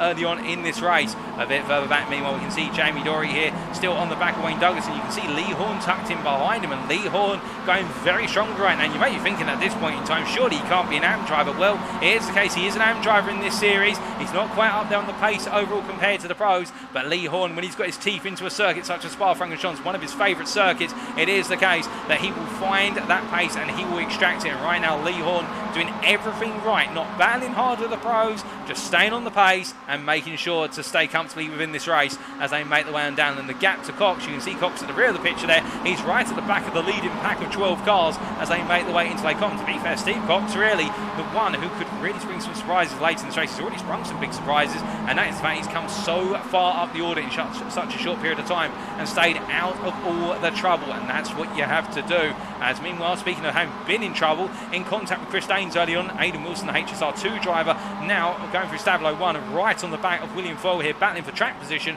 but not for class position as they make their way around, trying to get into P13, but William Foyle will have something to say about that, given they both want to close up to the top 12 as soon as possible. As they make the way on through here, it is the case heading down towards Blanchimont once again. You can see Sam Smith and Bud Dobson also in pursuit here. The Simtech Excite Racing driver ahead of the Def Sim Racing driver, and as they make the way down towards Blanchimont corner here, I think Sam Smith's got to be smart about how he plays this one in terms of where he potentially goes for that move versus Wilson, but more importantly Foyle. And you can see Smith in fact just literally ghosting behind the two drivers in front of him, literally tucking in behind him. This is an opportunity for Smith in particular, and also to a lesser extent Bud Dobson, although as he closes up he can do it as well, for him to do a bit of lift and coast into the braking zones. He just comes off the throttle 50 metres early, rolls the car into the corner under its own gravitas, and that means he saves a little bit of fuel, saves a little bit of pressure on the brakes, and it can help him avoid overexerting the car earlier in the race compared to the two drivers in front of him as they make the way on through La Source. But meanwhile, speaking of trying to make the way on through, we see Alan McCain here in pursuit of Josh Brown, battling for P18, and Brown of course on the receiving end of that contact with Jamie Nicholson. And well, he would say he was on the receiving end, but the stewards will dissect that one with a microscope. And as they make the way out of turn one now up towards Rivage and Radion, it is the case that McCain trying to come through here for McCain rivaling Clark Racing, but can he find a way past Brown as they make the way up the hill? Well, I think it's going to be more of the case. He's going to have to try and stay there and make the run into Lacombe. And as they come on down here through turns 2 and 3 and now onto the straight, you can see as they make the way into the Kemmel Straight just how much of a gap there is with McCain not as settled through the corners. And as they head down here, it will be the case that McCain's going to look to the inside. Brown's not going to defend this too hard. I think he respects the fact at the end of the day they need to chase after Nigel Stock, who's 4 seconds clear of them up the road. And as they come into the braking zone, McCain takes the position. But then again, does Brown come back at him? No, Brown just tucks him behind. But meanwhile, we look from them to back up towards the front of the field, because now it's Adam Delmont leading once again. They traded places in the run down towards what was Lacombe, and it's the case that the top drivers really switching places, we should say, as in that single camera shot right now, that pack of cars, that's P1 through to P12, ladies and gentlemen. To give you an idea, they are separated from nose to tail by less than 4 seconds, and well, it is a beautiful sight to see here, and it's going to create some great racing. And speaking of great racing, I think Wayne Douglas is looking for that opportunity to go through versus Jamie Dory, but right now the privateer chasing after the NXTGEN team driver as they make the way through Vantage Chicane, and as they come rolling on through, I think it's more Dory in fact getting all over the back of John Higgins Jr. as we ride on board here with Jamie Dory as he makes his way in the trail marks of what is John Higgins Jr. and the drivers in front, and well, can he find a way on through? Now, of course, being tucked into this MX-5 train, the problem is as soon as you go for a move, you will cost yourself and your opponent tons of time. When we say tons here, we are talking about up to a second of time for every little battle into a corner. And what that means is you have to play a gamble. Do you feel you've got the pace to pass your opponent and then catch up to the leaders, or do you have to be patient and try and get the pass done on a straight, where it's the case you can just swap places? And that's what Dory's having to contend with here as they make their way into the braking zone. You can see how there we've got John Higgins Jr. going defensive under braking. Jamie Dory's going to try and hang it around the outside, but as he does, he looks up the inside here to turn 19. He can't quite find it. They started as they were, but that's how close it is in this sequence as they make their way across that timeline. And as they do, you can see behind Wayne Douglas looking at a bit of a move around the outside. He's going to try and go for the cutback, no doubt, as they make their way into La Source. Now, as they do, you can see Jamie Dory parking the car nicely in Apex, and behind them there, Dan Skinner having to do the same versus Chris Daines. And there is a question mark, of course, over Chris Daines' car, whether the Verano Motorsport MX-5 will be quite on the pace, given the damage it picked up earlier on the contact with Aidan Wilson.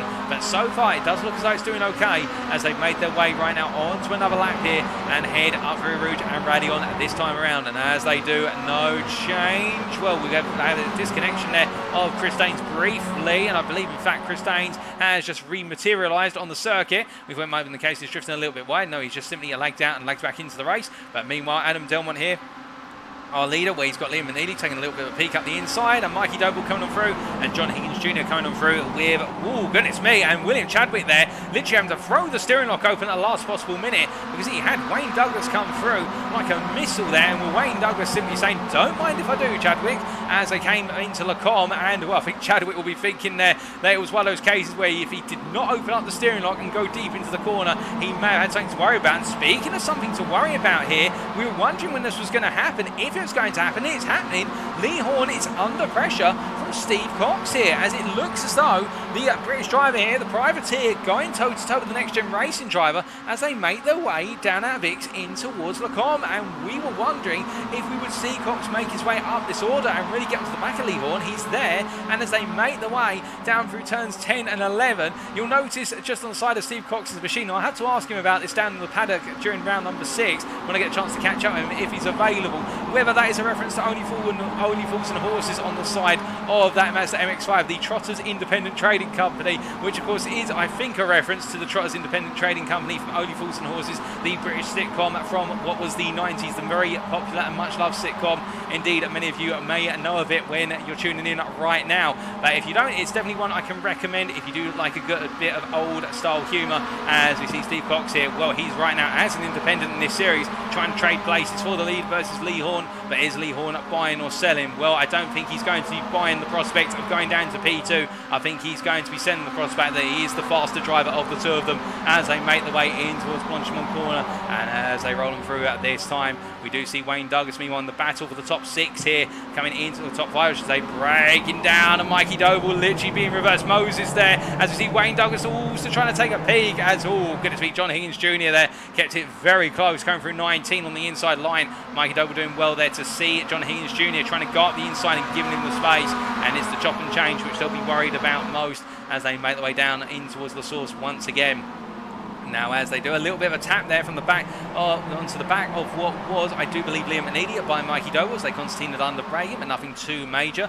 But meanwhile, a bit further back, we can see Sam Smith making a move on Aidan Wilson here for P13. And the problem for these guys is they're losing time to the top 12. The gap when we last checked was 4 seconds. It's now 6.5 seconds. That was about 7 minutes ago, but the gap has opened up considerably. And the problem here for these guys is if they continue to battle, and Aidan Wilson will be celebrating at the mouth of what is this situation, it will be the case they continue to battle, they're only going to lose out, and they'll be turning it into what is effectively a battle for Aidan Wilson. It's a battle for P11 in the Pro class, which he won't want, no doubt about that. And for Sam Smith, it's a battle for P3 at most as they make the way down into the braking zone. Now, as they do, well, we have seen there's been a bit of a drop here from William Chadwick. He's falling backwards, in fact, and well, he's down to P11. Steve Cox behind him, and Lee Horne here, well, he's battling with both McNeilly and Clibbins, I believe, unless I'm mistaken. No, he's not. He's not battling with Clibbins. It's fact he's battling there with... No, he is battling with McNeilly. My apologies. And Clibbins is in tow as well as they make the way through. There's been quite a trade between these drivers under braking in towards Lacombe. But as they roll them through once again, we do and now take a look at what exactly happened earlier on with regards to, I believe it was Geoff Purkiss right on the opening lap, that major contact. Let's take a look back. much earlier in the race. And we see Matt Evans here losing the car by his lonesome, and it looks as though Geoff Purkiss was involved in an incident very early on and had to jump to the pit. Now we do take a look back at that again at Geoff Purkiss coming out the corner here. It was a sandwich between Dan James and one of the HSR machines. Well, I think Geoff Purkiss would argue had nowhere to go other than through the middle, and that was a jump to the pits subsequently. And Geoff Purkiss, and now, well, in terms of where he is, I believe, unless I'm very much mistaken, I think Geoff Purkiss has retired from this race. He has indeed, and the last of our runners right now is Mark Anthony McLaughlin, who's running around in P18. Well, not P18, P28. He's gone up to P27, in fact, as our time screen's updated. We have also lost Tom Delaney from this race. And McLaughlin right now staying in there with the prospect of potentially gaining some points and places later on in the race, with other drivers falling foul of the Spa-Francorchamps circuit, and he will have to wait and see. And speaking of a driver who fell foul of a mistake coming out of X corner on his lonesome, and we saw that. Here is Matt Evans as he makes his way down the Kimmel Straight here, chasing after what is Ollie Peters as they make the way down, battling for what is P11 in the AM class. They'll be wanting to battle for top 10 finishes, there's no doubt about that. And as they make the way on through, and down into the right hand here of what is Lecom, turn at number 5 into 6. I do believe we may also have a retirement from Mark Anthony McLaughlin. We've also got what is listed out there for Josh Brown. That could be a retirement for him as well. We seem to be losing a number of drivers. Dan James is still out on circuit, I should point out. In this case, the Verano Motorsport driver staying in it to the end by the looks of things. But we do have quite a few retirements building up on the board after those early contacts. And Matt Evans right now, I think, just trying to roll behind Ollie Peters here. The two of them chasing after John Higgins Sr. And John Higgins Sr. is the best part of 1 minute and 20 seconds up the road. There is quite the gap for him to pursue. Will he be able to? That is the question. But there's a long way to go in this race, to be fair. It's not over yet. But as we look from these two, we do look up to Jamie Nicholson, who right now in the slightly wounded Evo Sim Racing with a Fruity Pebbles machine, the DeWalt sponsored car, as they make the way down onto the Kemmel Straight. It is the case that Nicholson looking to try and battle his way past Alan McCain as they head down on Alan McCain, putting the car in the middle of the road. He's going to make Nicholson have to go right to the inside if he wants to move. And as they head down to the braking zone here into turn number 5, Nicholson backs off quite sensibly, I think, and decides just to coast the car into the corner. And in doing so, well, that has worked out very nicely for him, given the fact he'll be able to just save a little bit of the car there as they make the way out of 7 and now down towards Rivage at turn number 8. But as they do, they're battling for P7 in the AM class. They're chasing after Nigel Stock, who is only by comparison 1.8 seconds up the road. And perhaps Nicholson is playing the game of let McCain pull him up to Stock and take the battle a bit further in the battle for P6 in the class. It could be that, or it could be the case that right now Nicholson just managing that car. But as they roll on through it, we do see it William Foyle, meanwhile, as he makes his way down out of Piln Corner here. Well, in fact, we've got Aidan Wilson being chased by William Foyle, we should say. And the HSR2 driver just cannot get a break, I don't think, with regards to the AM drivers around him. Now, not to sound rude or anything, but he might be thinking to himself right now, these pesky AM drivers are holding me up. Well, that's understandable if you're a pro driver in that situation where you're battling with them and you're not battling for class position, you're battling for track position. We talked about this earlier, but right now for Bud Dobson and Sam Smith, who are ahead of him, they'll be battling for class position amongst one another, and they'll be thinking to themselves, you know what, if I can keep Wilson at bay and keep him behind me, so that way William Foyle's got to go through Wilson to get to me, then that's a bonus. And that is something, of course, which they'll be trying to manage as Wilson will be trying to find his way on through, and it is that trade-off as they roll the way through Blanchimont and now down towards the bus stop chicane. As they come roaring on through it, we do look from them to some back and forths between the drivers at the top. We can see here is the case that Adam Delmont here as they make the way on to another lap, our race leader overall, and heading down to the braking zone here in towards turn number 1. A bit further back, we haven't had too many changes. We've had a little bit of a reorganisation of the order in our top 12, but otherwise they're all still running together just about. Well, I say that we do have Nick Clivens here in P10, the pro driver, the last of the pro drivers in this top 12 sequence. He is starting to fall a little bit back off of Chadwick. The gap now 1.4 seconds as Aidan Wilson into the pit lane. I think he's decided to go for the undercut to try and get clear of the AM drivers. I think some frustration has been building up in the cockpit of Aidan Wilson, and he's deciding enough's enough. He's going to make the switch on the strategy, but that's a good call, to be fair, for Aidan Wilson, as I see him outside my commentary box window heading his way to the pit box. But meanwhile, we do look all the way up to the front here, and John Higgins Jr.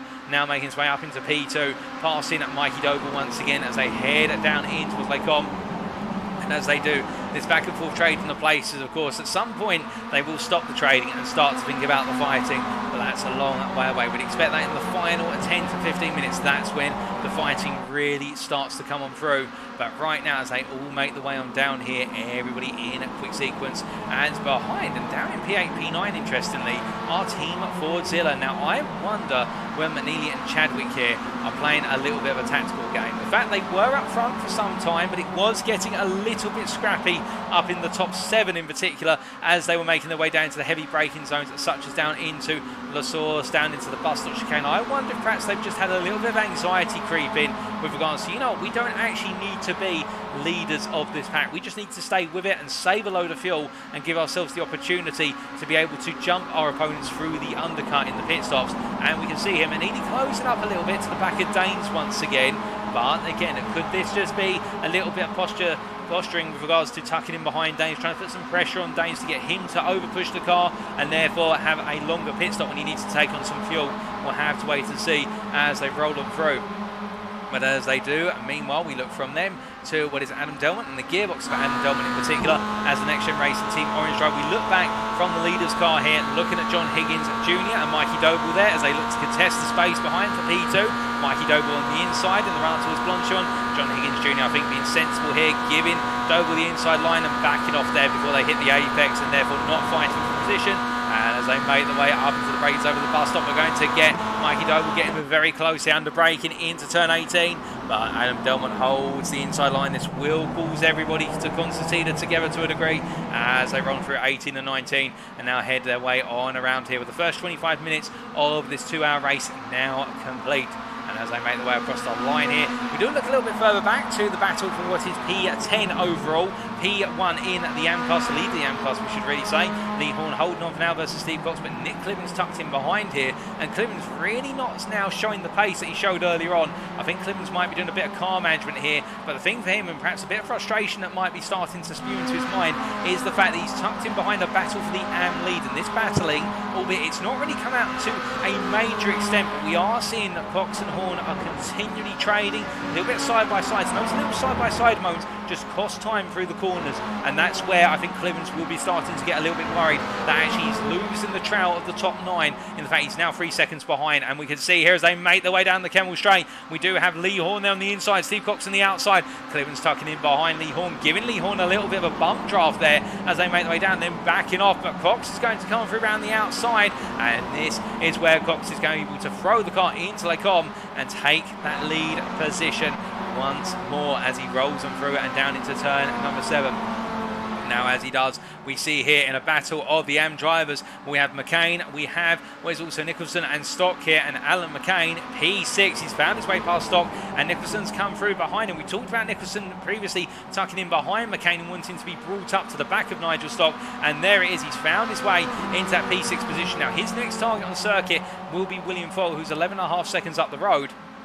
And I do wonder whether Nicholson is playing the long game here, given the fact Nicholson does have some damage on that Mazda MX-5 with the contact we saw him have earlier with another driver, and therefore I think he's expecting McCain to do the hard work for him, pulling him up the field as they roll their way on through.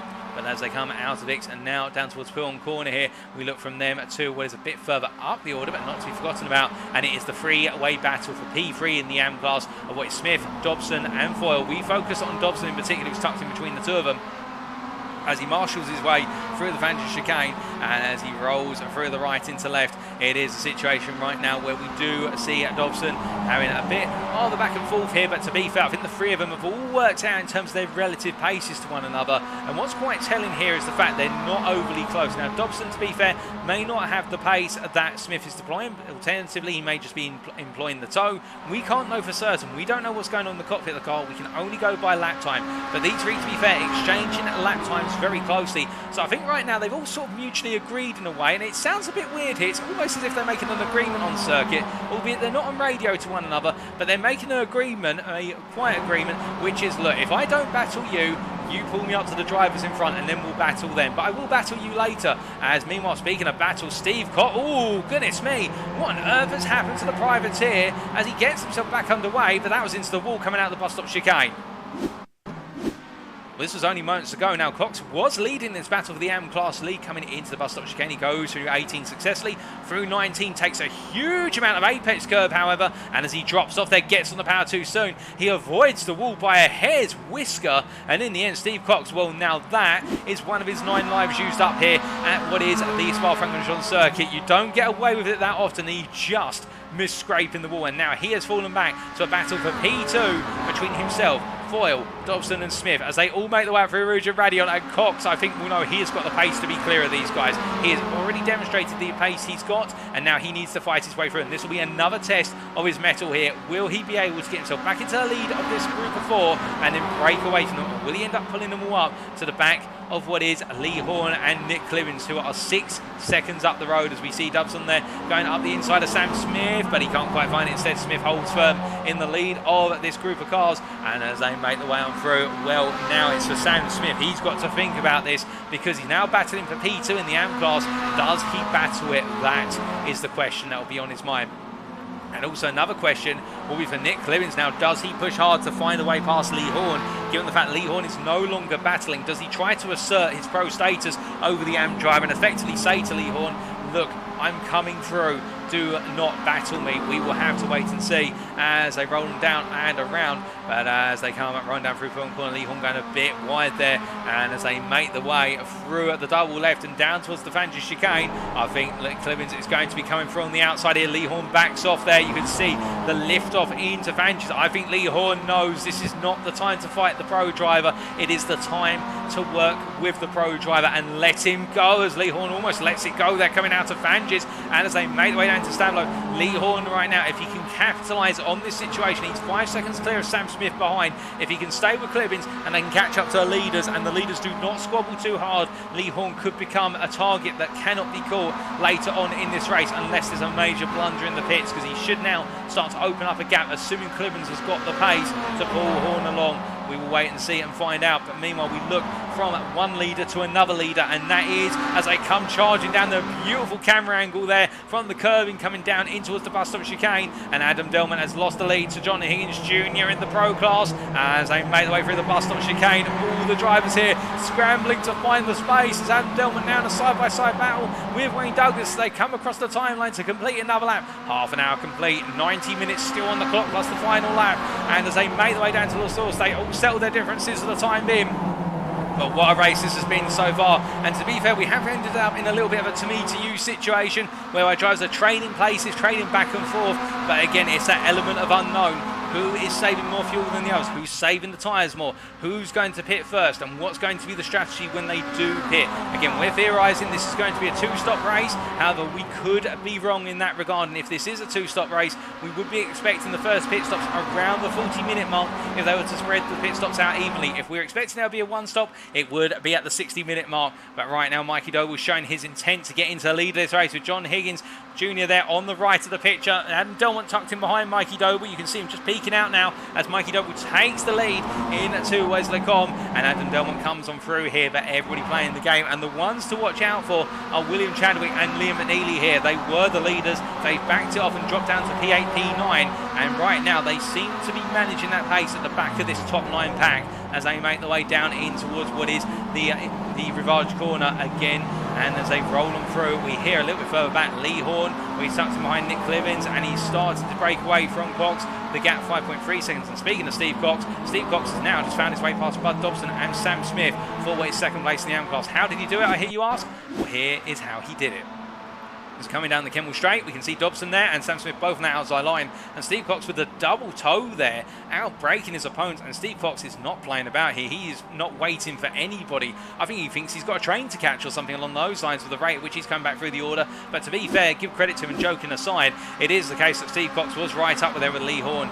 He is definitely showing his pace and bearing his fangs down with regards to pursuing Lee Horne and Wolves. Steve Cox, I should tell you, in the AM class holds the fastest lap in the AM class by a huge margin right now. A 2:46.6 is his fastest lap. The next fastest by comparison is a 2:47.9 from Sam Stupin. It's only done a bit of a slipstream there, but Steve Cox is flying out on this circuit. There is no doubt about that. He may not have been able to take pole in qualifying for the AM class, but definitely in the race right now, he is in the pole position to go after that lead as he makes his way out of Stavlo 2 and down the back straight.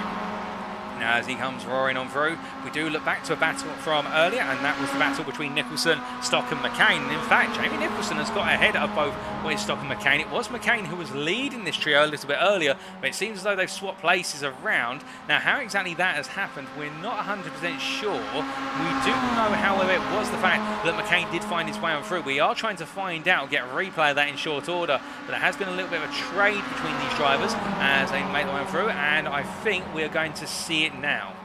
Well, this was only moments ago going down the Kimmel Straight, and we can see again, much like what we saw with Steve Cox, it was the case that Jamie Nicholson peeled out from behind McCain, and it was the case that Stock decided, hey, don't mind if I come with you too, and as they made their way into Lacombe, it was the case that McCain just yielded the ground there. No major incident or major battle, it was the case there, just trading places, much like our leaders, and indeed a bit further around the order. Now, as our drivers are making their way on through in this race at the moment, you may be asking there in the respective chats, what goes through the minds of our respective drivers with regards to races like this? Given the fact they're so used to sprint formats and now they're having to do endurance or a feature race, if you will, it changes the dynamic considerably, and what we'll see here today is our drivers who are good at car management in particular. But not just car management, also about consistency. Now, to be fair, 15-minute races require some consistency, 25-minute races require good consistency as well. But when you multiply the race time duration by a factor of what is 6, alternatively just over 4, it is the case, or 4.8 to be precise, it is the case that you end up in one of those situations whereby our drivers have to then manage those lap times. And as they come around Spa here, a circuit with a lap time that is just over 2.5 minutes, getting your laps to be within, say, half a second of one another on a repetitive basis, or even a second of one another, is a huge challenge here. Because as you do more laps, the fuel comes down, of course, but on top of that, the tyre wear starts to accrue. And that is the balance and the trade-off of the car. The car gets lighter, but also the tyres provide less grip, and that's what the drivers need to manage, is that transition of the car. And when the tyres enter what is known as their heavy wearing phase, and when they start to drop off the cliff, that is what our drivers will be worried about most, as we see Dan Skinner yielding there to the Fordzilla drivers. And it should be noted that Fordzilla are now starting to put the pedal down. They are starting to put the pedal to the metal, with William Chadwick and Liam McNeilly moving up to P6, P7 past Dan Skinner and Chris Dainton. And this is where we see those potential signs of a pit stop inbound, because Chadwick and McNeilly were holding back in P8, P9 for quite some time. They've been holding those positions for the last 10 minutes or so. Now they're moving up through this lead pack, and what that would indicate is they're planning to get towards the leaders before the pit stops start occurring. And why would they want to do that, I hear you ask? Because holding track position when you come into the pit is quite important if you feel your opponents are on a similar strategy or an identical strategy to you. Of course, there is the undercut, but to be the first one into the pits gives you a time advantage technically, because you're the first in, you would ideally be the first out. But that's where the fuel saving aspect is. The length of the pit stop also plays a part. But all pit stops being neutral, coming in first means you're likely to come out first, assuming the pit stop is okay. But as they make the way out of the final corner and head onto another lap here, we can see that Chadwick is now starting to bear down on Jamie Dory again. I think Dory will have one eye in his rearview mirror to see the Fordzilla machines making their way up to his rear side. And as they come into the braking zone here for La Source, I wonder if he will start to put his foot down a little bit here and worry about the potential pace. Now, I would say that most of our drivers in this group have been running at about 90% of their optimal pace at the moment. They've been running slightly off the 100% in order to do a little bit of fuel saving. But into the pits, and well, it'll be the case now. We'll see where he comes out. There is Steve Cox making his way through the pit lane, and well, for Steve Cox now, it is all going to be about that pressure of the pit stop, and where does he come out? He is the first of our lead runners in the AM class to go for the pit stop. So we see a lock up there from Nigel Stock under braking through La Source, and well, can Steve Cox, when he comes out the pits, can he go for the all-important undercut? That will be the big question as they make the way on through here. And well, we are in the pit stop territory right now. If we're expecting undercuts, we're expecting the undercut to be about 5 to 7.5 minutes before the ideal break point of 40 minutes, so somewhere in the region of about 32.5 to 35 minutes, and that is what we're seeing from Cox as we see a driver make the way through. And well, Steve Cox still in his pit box right now. I think he actually missed his pit box and he's had to reverse into it, and that will cost him a bit of time. But meanwhile, Stock, McCain and Nicholson trading places here. In particular, McCain is coming on through versus Stock under braking, and Nicholson will give him the space here. And And again, these three forming that tacit teamwork, if you will. They all race for different teams, but they all know not to battle one another, so they want to try and catch up to Dobson, who is 14 seconds up the road. Well, that's a long way to go, and they're not catching Dobson at a rate at the moment. Although I dare say that last lap they did take 2 attempts out of Dobson, so it may be the case they do catch him eventually, but we will have to wait and see how that plays out. But speaking of things playing out right now, I can tell you that it's the case that Chadwick and McNeilly have gained another place on Jamie Dory and have been right on board here with Liam McNeilly in the very colourful racing outfit livery there. As you can see, it's almost as if he's wearing a pair of white and heart-shaped boxers, but I can promise you it's not the case. That's part of his driver's overalls there. A little bit tongue-in-cheek from McNeilly, but it's the case of always bringing a smile to people's faces. Very lovely chap there, Liam McNeilly, much like William Chadwick as well. Indeed, all of our drivers taking part in this series, absolute gentleman racers. And as they make their way down towards the Blanchimont corner once again, you can see right at the foreground there, that is Adam Delmont yielding to Mikey Doble. Meanwhile, McNeilly a little bit far off the back of his teammate Chadwick here, but I think they're setting up wanting to move down into the bus stop chicane. As you can see, McNeilly now getting a huge run down in towards the corner, lifting off there, however. And as he rolls the car down, coming down into that braking zone. In fact, Liam McNeilly rolling the car on him. And we just heard him completely come front on a lot of drivers in here. And, well, that was a bit of a mad scramble. But McNeilly almost going into the pit lane. And in the end, it is the case that the lead group of 9 has split into 2 almost equal parts, with Mikey Doble coming on in, along with Adam Delmont, John Higgins Jr. and Wayne Douglas. Meanwhile, it's the case that William Chadwick, Jamie Dory, Chris Daines, Dan Skinner and Liam McNeilly have stayed on out. Lee Horne is also in as I look out my commentary box window from the lead of the AM class. We've also got Sam Smith and Nick Clibbins in. And we've got William Foyle staying out intriguingly enough. And what this could mean for the Crest Autosport with Apex Tracks driver, if he times this right and he goes to the overcut, could he potentially be the leader of the class or be much closer to the lead battle later on? We'll wait to see as Bud Dobson also gives pursuit as they make their way on towards another lap here. But an interesting split of strategies between our drivers. And now the question will be, as you can see here, the top 5 make their way down the Kemmel Straight. Will we see the elbows come out here, the battles? Remember, these guys, they're going 3 wide already. That's Chris Daines on the inside. Me on the outside, that's Jamie Dory. And it is Dan Skinner coming in behind what is Chris Daines. And you can see Chadwick there completely backing out, knowing that battling 3 wide into Lake Com is dangerous enough as it is. And at this point in the race, they can't afford to scramble. And they can't afford to scramble either. It is the case they need to keep it calm and carry on, because otherwise they will only give time to the rest of the leaders who have already pitted, because you would presume that the leaders who are still in the pits right now, they're still being serviced. I can tell you that whilst they are being serviced, it will be the case that every time these guys fight, it will cost them tenths of a second, if not whole seconds, and that will put them behind the lead group and potentially take them out of contention for being with that lead pack when they come out of their respective pit stops. But meanwhile, I hear you ask, what happened to Steve Cox after his pit stop? Well, right now he is making his way coming through at Blanchimont corner, and now this is critical for Steve Cox. He's trying to close up to Lee Horne, who is in the pit lane still at the moment, and we're expecting those pit stops to end soon as Steve Cox rolls them through here. Remember, he brought his way back up to P2 after an incident where he lost it coming out of this corner at bus stop, particularly turn number 19. As he comes on through, he has already been serviced. Lee Horne is still in the pit lane here. You can see a couple of drivers up on the jacks, others off the jacks, and having fuel put in the car. And as they make the one through, that's Dan James coming through the picture. Steve Cox makes his way on around here, and this has been a very impressive deployment of pace here from Steve Cox. Now as he makes his way on through, we're hearing that Mikey Doble has left his pit box. So has John Higgins Jr. We've got more drivers now leaving the pit lane gradually. They're all going uphill very shortly, and it's going to be close, but Steve Cox with the undercut here. Lee Horne is still leaving the pit lane. Steve Cox is effectively now your leader in the AM class, assuming of course that the pit stops are even, but Steve Cox takes the lead of the AM class. He comes out in amongst the leaders of the pro class here, and he's absolutely flying, is Steve Cox, as he makes his way down the Kemmel Straight. Now could this be the case that Cox is the one to watch for the rest of the race here? No doubt about it, as he makes his way down to the braking zone very shortly, and as he comes rip-roaring on down here, it does look as though right now we have got all of our other leaders from the pro class. They're all into the pits in formation here, and it's Chris Daines who is the lead carder coming in with William Chadwick behind Liam McNeilly in P3, and it's got Dan Skinner and Jamie Dory P4, P5 behind, and now we wait patiently as into the pits as well. William Foyle and also Bud Dobson, they all pile on in here, and as they come on in, well, ladies and gentlemen, it's going to be the calm before the storm. We've got about 30 seconds before the storm starts to erupt, but who is going to come out the leader when this is all said and done? Now, of course, we know Aidan Wilson here. It is the case, running around in P8 right now. He's yet to take his first pit stop. So for Aidan Wilson, if he carries on after this lap, he will take the lead of the race for a brief while. But it does give us a brief moment to take a sip of water and contemplate on what could be. As the driver, everybody we were thinking about is this man, Mikey Doble. The Mikey Doble Racing with Douglas Racing driver here.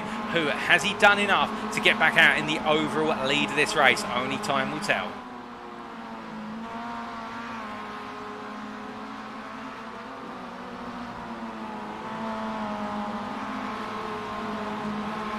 As he makes his way out of Stablo 1 and Stablo 2, and do apologise there for the brief intermission. It is the case that Mikey Doble right now pressing on as he makes his way out of Stablo 2 in the pit lane. Meanwhile, I can tell you that right now everybody's still being refueled here, all parked up and waiting. Of course, they will all be literally egging on their pit crew to say, can you go a little bit faster, please? Can you get a move on? But of course, in iRacing, it is the case that the pit crews are infallible, and it's down to the driver to set their strategy correctly, and then they just have to be at the mercy of the time it takes to service the car. And Mikey Doble will know that all too well as he makes his way down into the bus stop chicane here. This is the critical run through the chicane. Does he nail it? He nails it correctly. Yes, he does.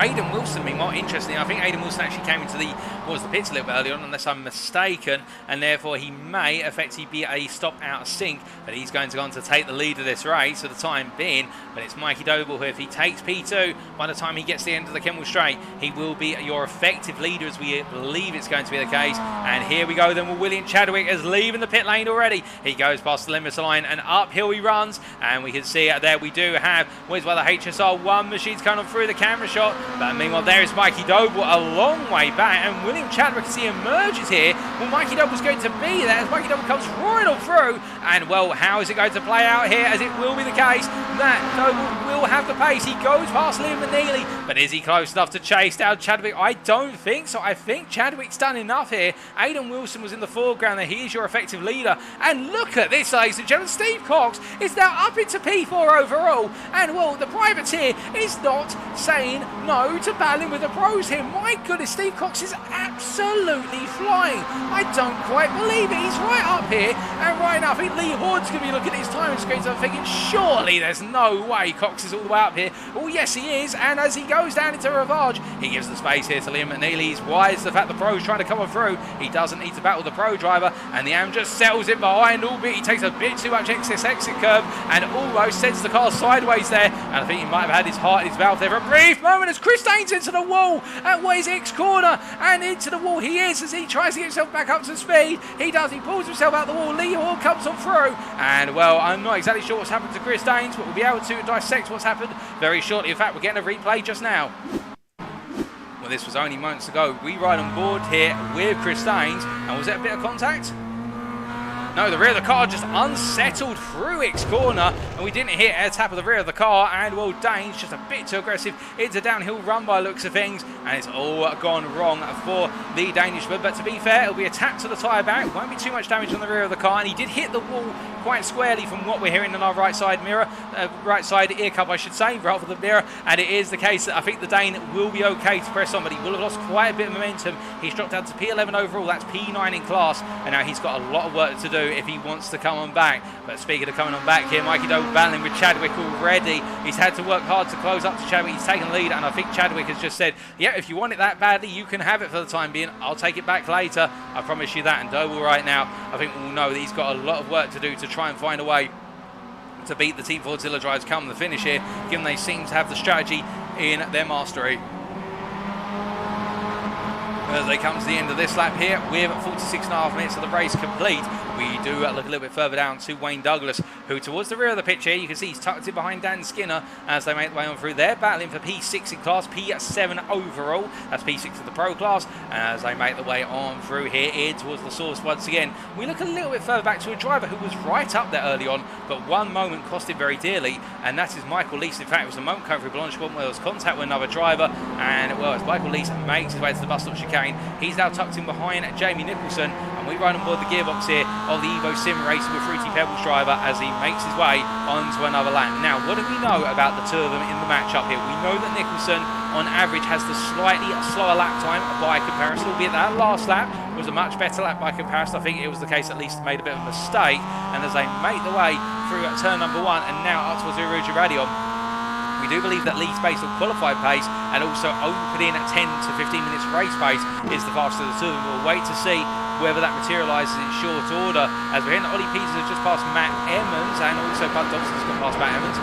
Focusing here and now as they roll the way through Rivage and Radion, and now they make their way onto the Keble Straight. Will we see that move here from Lease? They make the way on through, but you can see Nicholson defends initially, but then he opens the door. Lease is going to be looking down the inside here. I don't think Nicholson wants to fight this. I think he wants to work to his mutual advantage with Lease as they make the way down towards turn number 5 in towards Lecom. They go. Lease on the inside, Nicholson on the outside, and Nicholson backs off there nice and early and lets Lease take the position. Meanwhile, I can tell you that Ollie Peters and Bud Dobson are both on their way past Matt Emmons. Indeed, Sam Smith as well. I think Evans has been very kind to the three of them there, and let's take a look back at how that triple pass happened in the battle for what is at this time P4 in the AM class. This was only moments ago. In fact, that's Wayne Douglas, my apologies, passing what is Dan Skidder for P6 in the Pro Class, P7 overall, and that was down into Lecom. And then, looking a bit further back here, well, this is how it happened for P4 in the AM class. Matt Emmons having a really bad run through Rouge. Ollie Peters not having that great a run, to be fair, either, but being tapped along by Bud Dobson. I think Dobson's saying, go on, Peters, you've got the momentum, you can do this. And Emmons being pinned to the outside. Now, how does Smith get into this? That's the big question.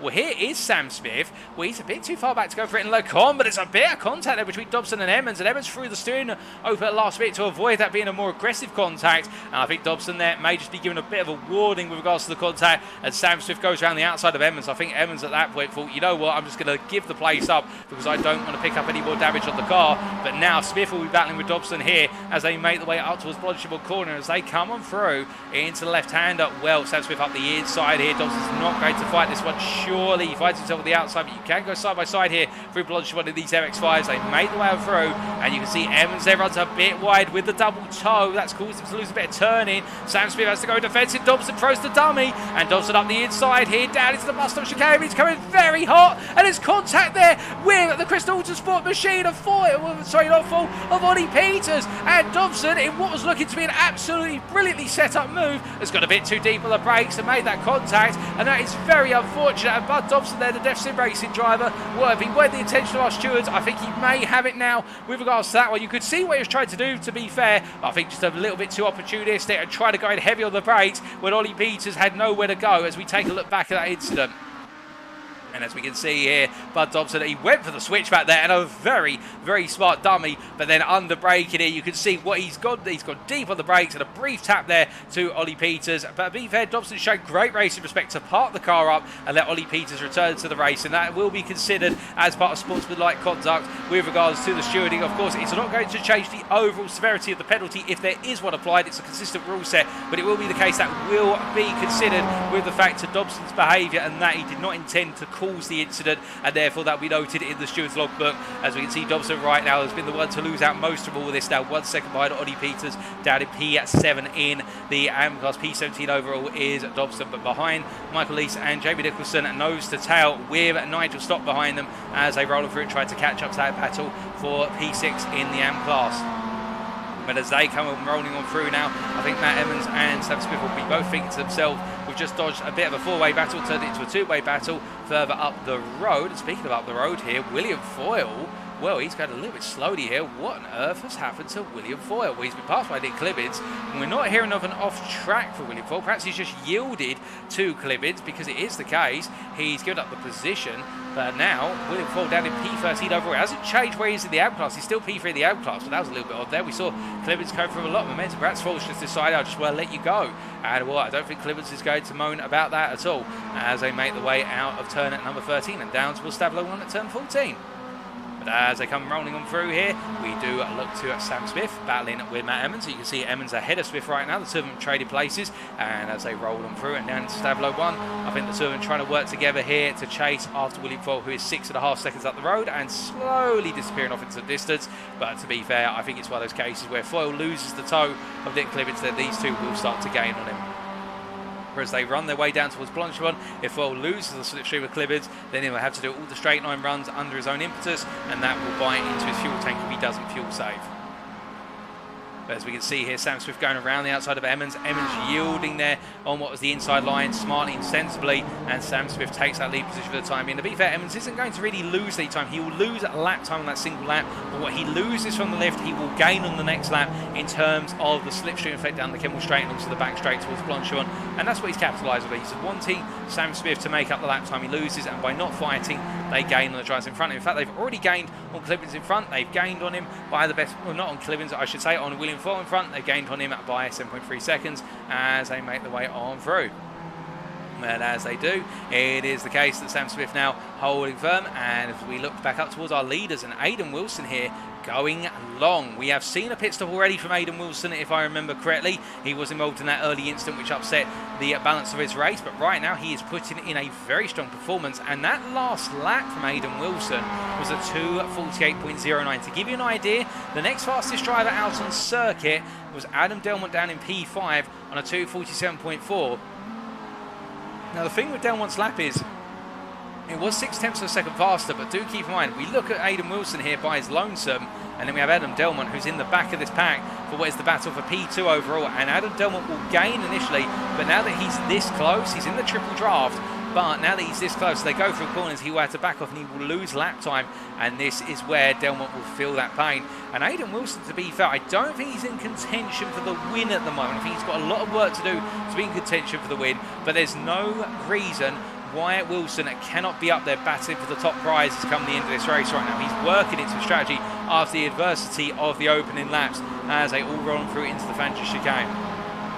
And as they come on through here, we do look from the battle for the lead, and also the top five to what is Wayne Douglas and Dan Skinner here, tucked in behind Jamie Dory as they roll through. And in particular, we right on board here with Dan Skinner, the SVP Motorsport Excite and GCR racing driver, as the Briton hugs the rear of what is Wayne Douglas as close as he dares as they make the way through Stablo 2. Now as they make the way through the flat out corner here and head up towards Blanchimont, it is the case that these three have been running nose to tail for some time. No real change in positions, although we can see Wayne Douglas here peeping out to the inside here, up into Blanchimont, and Jamie Dory lifting off and letting Dan Skinner come through with him. And as they make the way in towards Blanchimont corner, we are going to see that trade of two places as they now make the way down towards bus stop. And to be fair, everybody being patient, being calm here, waiting for the next round of pit stops, and after that, that's when we will see everybody really start to come to blows with regards to making those potential passes as they make the way out the left-hander here of 19 and to the end of the lap. And as they come on through, have we got any other potential passes out on circuit? We can see Chris Daines there at the rear of the picture. He has found his way past Lee Horne, and Chris Daines in terms of pace right now is matching the pace of the leaders. He crosses the timeline. That last lap a little bit off the leaders, in fact, but he is closing up to the battle for P7 overall with Wayne Douglas at the helm of that, of course. And well, in doing so here, Chris Daines is not out of it yet after that mistake coming down to X corner, and now with Lee Horne behind him, I think it's the case that Lee Horne will be praying that Daines can pull him up to Steve Cox. And well, we haven't talked about Cox in some time. Here is Steve Cox right now, your AM leader, would you believe it, ladies and gentlemen? He is absolutely flying here. He's chasing after where's the lead pack, and meanwhile just behind him in the lead pack is of course the battle between Skinner, Douglas and Dory for what is their P7 as they make their way down the Kemmel Straight, and they trade places once again, but this time Wayne Douglas being on the receiving end of giving the lift. Now as they make their way into Lake Om here and roll on through it once more, we do look a bit further down the order in terms of battles that are brewing, and what we do have Nigel Stock here running in P19 overall, that's P9 in the AM class. And he's chasing after Michael Lease right now. Albeit Michael Lease a little bit far out of reach. He is 9/10 of a second. And Lease as well trying to close up to the back of Dobson, who's 2.2 seconds up the road. Albeit Stock now gaining in the draft. And behind we've got Nicholson and McCain. And Nicholson and McCain have actually been dropped by these two over the last couple of laps as they roll the way into Lacombe this time around. I think it might be the case that we're now starting to see a few drivers really start to build that pace up, where they've been perhaps holding off of showing their pace, their true pace in the opening stint. Now some drivers are really up in a gear, particularly Stock is trying to break away from Nicholson and McCain and avoiding that three-way back and forth battle for P9 in the class, P19 overall. And this is where the tiredness starts to build a little bit. As you get towards the end of that opening hour in the 2-hour race, you start to think to yourself, okay, an hour to go, another hour on the clock. For some drivers, this hour will have gone very quickly. For others, it will feel as though it's been a lifetime, and that's where the concentration levels become important. because with only half the race to go, every lap becomes critical and you don't want to miss a single apex. You don't want to run wide at all, or if you're going to run wide, you only run wide within the track limits, because do keep in mind, of course, too many instance points or 1x's and it will be a drive-through penalty for drivers, and that will only upset the course of their race. That's a given. But right now, Nicholson here has McCain closing up. He's losing to Nigel Stock as Nigel Stock goes through the foreground to the camera and into Stavlo 1. We do look back up to our leader here of Aidan Wilson, and when will he pit? That is the question as he makes his way across the timeline. We do see Mikey Doble behind. We do believe that Aidan Wilson has already made a pit stop, we should clarify, but it is the case. He is out of sync with the leaders, but he's doing a stellar job right now to put in laps. He is being caught by the leaders as he runs very wide. That coming out of La Source runs in very wide indeed so, and by doing so he has really ceded some ground to Mikey Doble, Chadwick, McNeilly and Delmont as they make the way up towards turns 2 and 3, in the fact that going through Rivage and Radion, and this pack of 4 are running in the mid 247s to Aidan Wilson, who's now running in the low to mid 248s. I think it is the case of when, not if, they catch up to Aidan Wilson, unless they really start squabbling over that P2 position.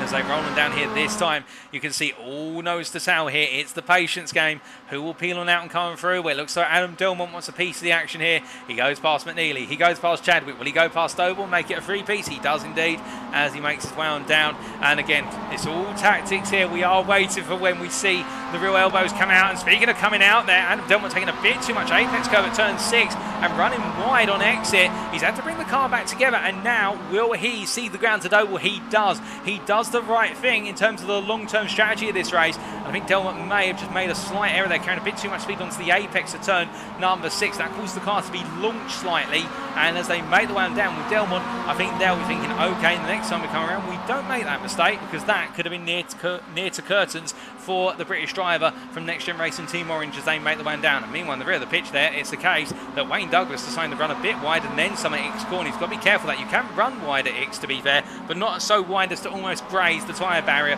That will be treated as a track limit infringement as he makes his way down through Pullen, and Wayne Douglas is going very deep there through Pullen corner.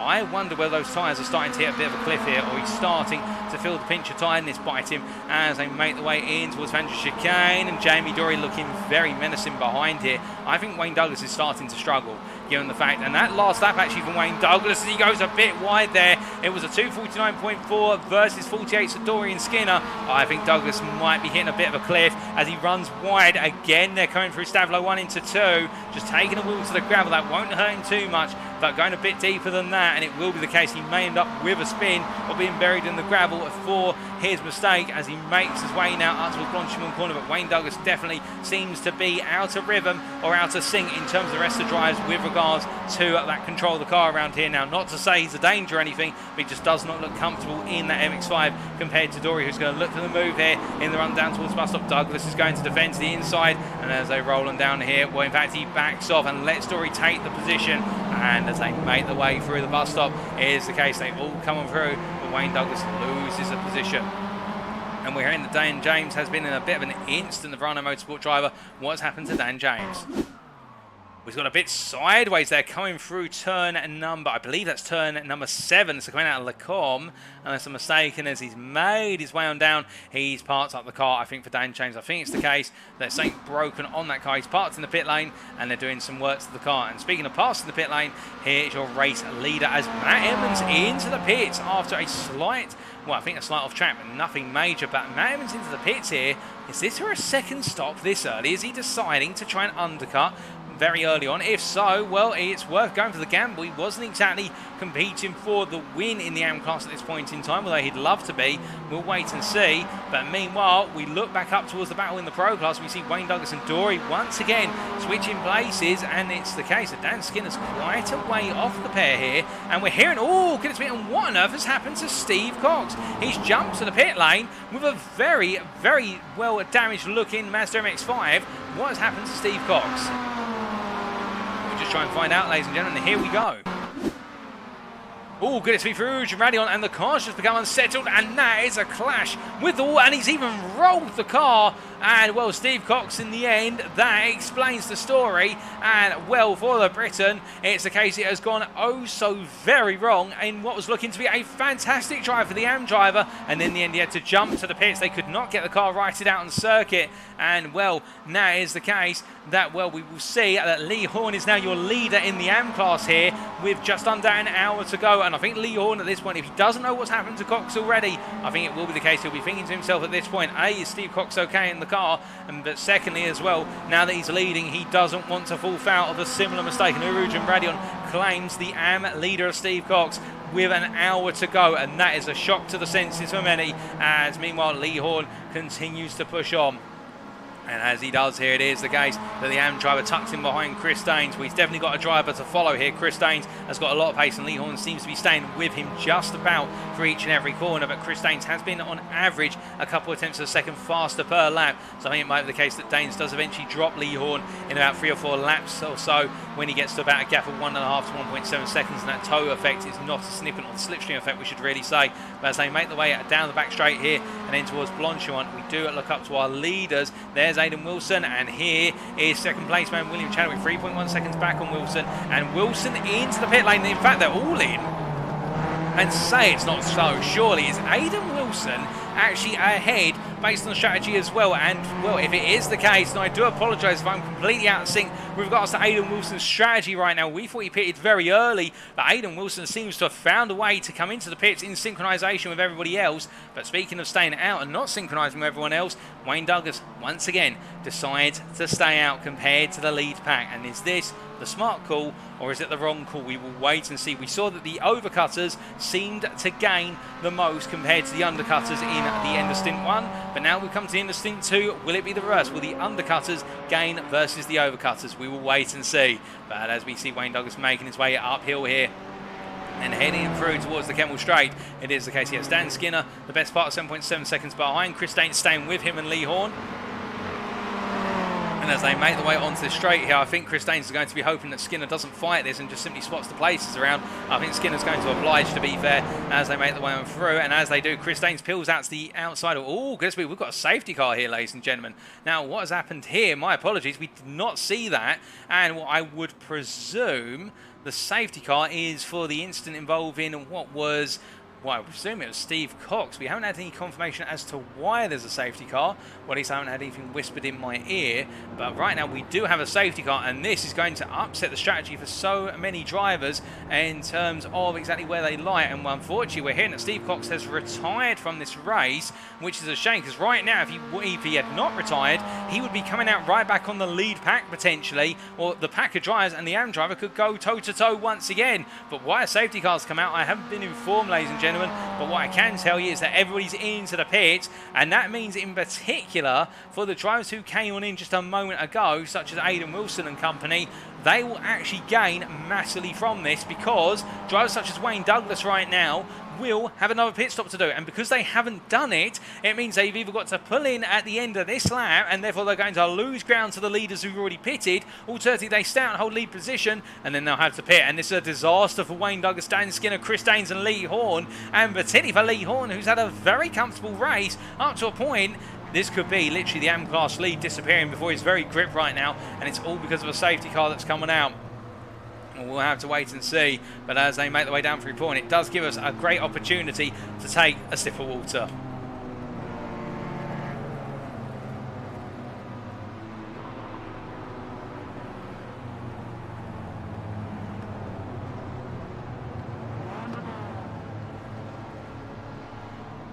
As the safety car gradually bunches the field up here, we do take you through that order from the leader back to the rear of the runners, and it's the case that Wayne Douglas is currently your leader overall and in the pro class, and he has not taken his second pit stop yet, much like Dan Skinner, P2, and also Chris Daines, P3, the 3 pro drivers there. Then we have the AM leader of Lee Horne, P4, and he's yet to take his second stop. Nick Clibbins, meanwhile, in P5, also has yet to take his second stop. And then we have William Foyle and Sam Smith just in behind here, P7, Nigel Stott, P8, Alan McCain, P9, and then we have Adam Delmont, the first of our drivers who has taken their second stop, in P10 here, P5 in the Pro class, and he will be looking to set his sights on retaking the lead when we get back under racing speed. As we want Mikey Doble behind him, and then it's William Chadwick P12, Liam McNeilly, his teammate there, with William Chadwick for Team Forza P13, with Aidan Wilson P14, and Aidan Wilson has gained massively as a result of all this, and the HSR2 driver is now right back in the fight for the win of this race, given how it has played out. Jamie Dory also closing up here to the back of the pack. Jamie Nicholson P16 closing up as rapidly as possible. And it's Bud Dobson, John Higgins Jr. and Matt Emmons, followed by Michael Lees running P20. And then we have Ollie Peters, Paul Scott and John Higgins Sr., the last three runners out of the circuit. But we look back up towards the front, ladies and gentlemen, because we are going racing. The safety car is back on in.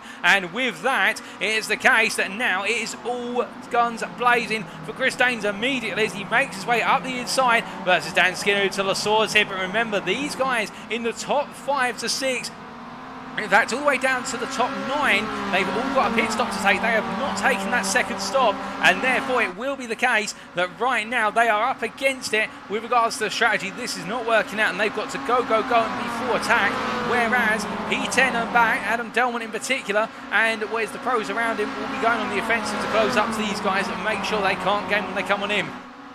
As they make the way down the back, not the start finish straight, down the Kimmel straight, I should say.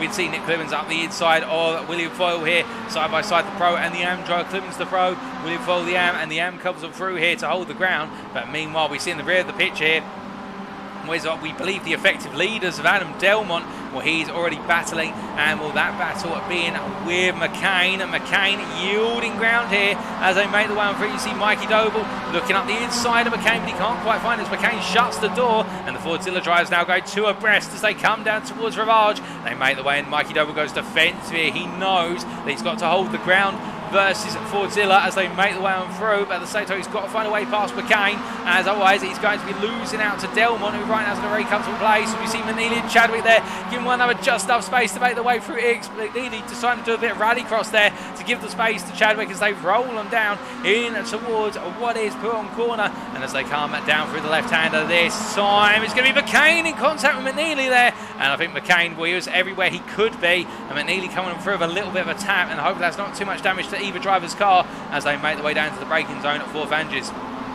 As they make the way on through here, we do see that Chadwick now trying to find his way past McCain. McCain's not giving in right now, but I think Chadwick's going to make him have to give in by going around the outside through 13. He does indeed, and as they come down to the braking zone here, we can see it is the case that Nigel Stock just yielding the places now to Doble, then to McNeilly, and now as they make the way through Stavlo too, I think it's not going to be too long before he sees Chadwick coming up his inside or outside into Blanchemont as they make the way through it. And Stock here is going to hang to the outside as they make the way up towards the Blanchemont corner of turn 17, and as they roll on through it, it will be the case that Nigel Stock, well, he's going to be thinking more about the bigger picture, battling with his AM drivers, and that is McCain behind him, who he will need to battle with as they roll on through the left-hander. And as they come through Blanchemont corner here, it is nip and tuck between 4 drivers apiece as they come down to the braking zone. You can see the rear of the picture there. That is Aidan Wilson trying to get involved. He has to stab on the brakes at very short notice. And Nigel Stock covers off what is the potential move from McCain as we've got a car pointing the wrong way there. What on earth has happened? That is William Foyle. Well, this was only moments ago, and I believe, unless I'm mistaken, that's Clibbins with him.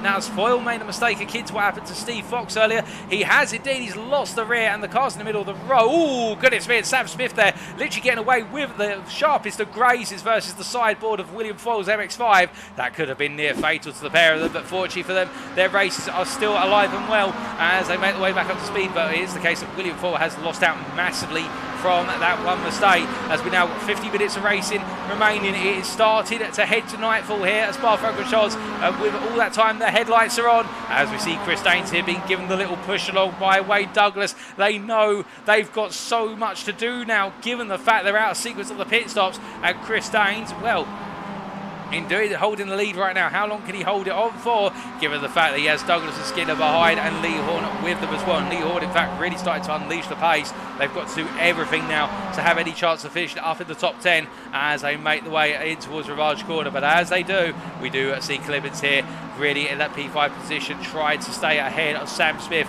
followed by Mikey Doble. And, well, Mikey Doble, the leader of what is the pack that have made the 2-stop already. And as they head down towards the X-Quarter right now, you can see Jamie Dory, they're taking the stiffer move versus Adam Delmont. His teammate, of course, the sister team at NXTGEN Racing, as they make their way on down. And as they head in towards the Horne corner here once more, we can see it. Here's the case. Ada Wilson up the inside of Nigel Stock. Wilson being given the space through by the AM driver, the Pro, not battling for class position with the AM, and the AM respecting that immediately as they make their way on down and in towards what is turn number 12 and 30, down into the Fangers Chicane Complex. And as they come on through here, no change right now, but the closest battles within our top 15, and everywhere else has spaced out a little bit. We'll wait to see if everyone catches up a bit later on as they make the way down into Stablo 1. But as they do, it is the case that right now Aidan Wilson trying to close up to Jamie Dory, who's not too far up the road, 1.2 seconds, and he could definitely close it in the time remaining as they make the way on through. But as they do, we do look up to what is there, Adam Delmont, and right now trying to hold off Jamie Dory here is Adam Delmont. As you see Jamie Dory going to the inside here, the two NXTGEN Racing drivers, of course, teammates, that will not want to impact one another, but they also want to be the leader in that respective pack in the pursuit of the leaders as they roll their way on through. And speaking of rolling their way on through here, we've got Chris Daines. Oh, goodness me, we already caught that on camera slightly. I think Chris Daines has just gone for the mother of all sends down into the bus stop chicane, and he's made it work. Let's take a look back exactly how he's made that happen. This was only months ago. In fact, it was the case that Chris Daines under pressure from Wayne Douglas. And as they made the way into the corner, well, Daines holding Wayne Douglas at bay. Douglas going for the cutback, but Chris Daines saying, no, you don't, and really powering through the chicane sequence there. And, well, Chris Daines showing his battle prowess as they make the way onto another lap, and we continue to head deeper and deeper into night time here at Spa as the sun sets. But as it does, we look to Sam Smith, who right now tucks in behind Nick Clibbins, and, well, in fact, we've right on board the gearbox here of Nick Clibbins as they make the way up through Rouge and Radion, and we've got the very menacing grill there of what is Sam Smith's MX-5 as they all make the way down to the Kilburn straight here. And this is where Clibbins is going to be so vulnerable, and he just has to pick somewhere to go. He puts it in the middle of the road, and now he'll have a swarm of MX-5s. They're like bees swarming to honey as they literally go all around, swarming to pollen, I should really say, as they all go around Nick Clibbins. There's a bit of a tap on the back of Clibbins by what is Liam McNeilly there. Mikey Doble on the inside, and Clibbins gives it the space. It's going to be very close going for a leg on, and as they make the way through 6 and into 7 here, it's the case that Doble manages to go inside to outside to inside. He's now on the inside down towards Rivage, and McNeilly is trying to come through with him as they make the way down, but in the end Clibbins holds the position. And my goodness, I think Clibbins at that point may have been thinking, what on earth is going on around me? I'm not having any of this. And well, he's definitely not having any of it, because he holds on to P5, overall P4 in class, as meanwhile I'm hearing that Michael Lees has had an incident on circuit, has had to jump to the pits. We'll come back to that very shortly, because right now McNeilly up the inside of Doble. Doble gives it the space down into Horne corner. And as you can see, the brake disc there blowing red hot on the back of McNeilly's MX-5. He's working those rear brakes hard. The brake bias as far back as he dares now in order to get that extra rotation. But it's now a case everybody battling as Mikey Doble looks to return up the inside into the Fangers chicane. He can't quite find it. And a bit further back there, Adam Delmont clear of Ada Wilson. Ada Wilson battling with Sam Smith, the Pro driver, getting past the M through Fangers. And as they make the way down towards Stablo here, Smith not deciding to contest it into Stablo 1. Instead, playing the smart move of waiting. But everybody now started to get a little bit fighty as there's only 45 minutes on the clock. They roll the way on through, coming out of what is Stablo 2, and now down the back straight here, and McNeilly, I can tell you, is now on a charge. It's almost as if he's been given the order, push, push, push, push, and that's exactly what he's doing as they make the way out towards Blodgebo Quarter. You can see Clibbins down the inside, and Clibbins looking very vulnerable as he has to just let the three drivers of McNeilly, Doble and Chadwick come on through, and he's going to lose even more ground now as we can see Dory and Delmont coming on through, and that's Clibbins on the inside, always lonesome in a single file as they make the through. There's a bit of contact there between Clibbins and Delmont. Delmont on the inside here through 19. Clibbins gives it the space there, just a little bit of a love tap, and there's a bit more of a love tap there of Aidan Wilson, and Aidan Wilson of course won't want any more taps to that MX-5. He's had enough taps to already as they make the way across the timeline and head down towards La Source. Now as they come into the break in this time, it's the case that Delmont battling here with Clibbins, and I think Delmont is really starting to make that MX-5 a bit wide now. You can see, look at the gap that's open to the leaders just through that battle into La Source. It's already opened up to what is 1.6 seconds and now expanding, and I think at this point Wilson and Clibbins have got to think about how they find their way on past Next Gen Racing driver, because they are losing time to their leaders, and this is not what they will want to see as they make the way onto the Kemmel Straight.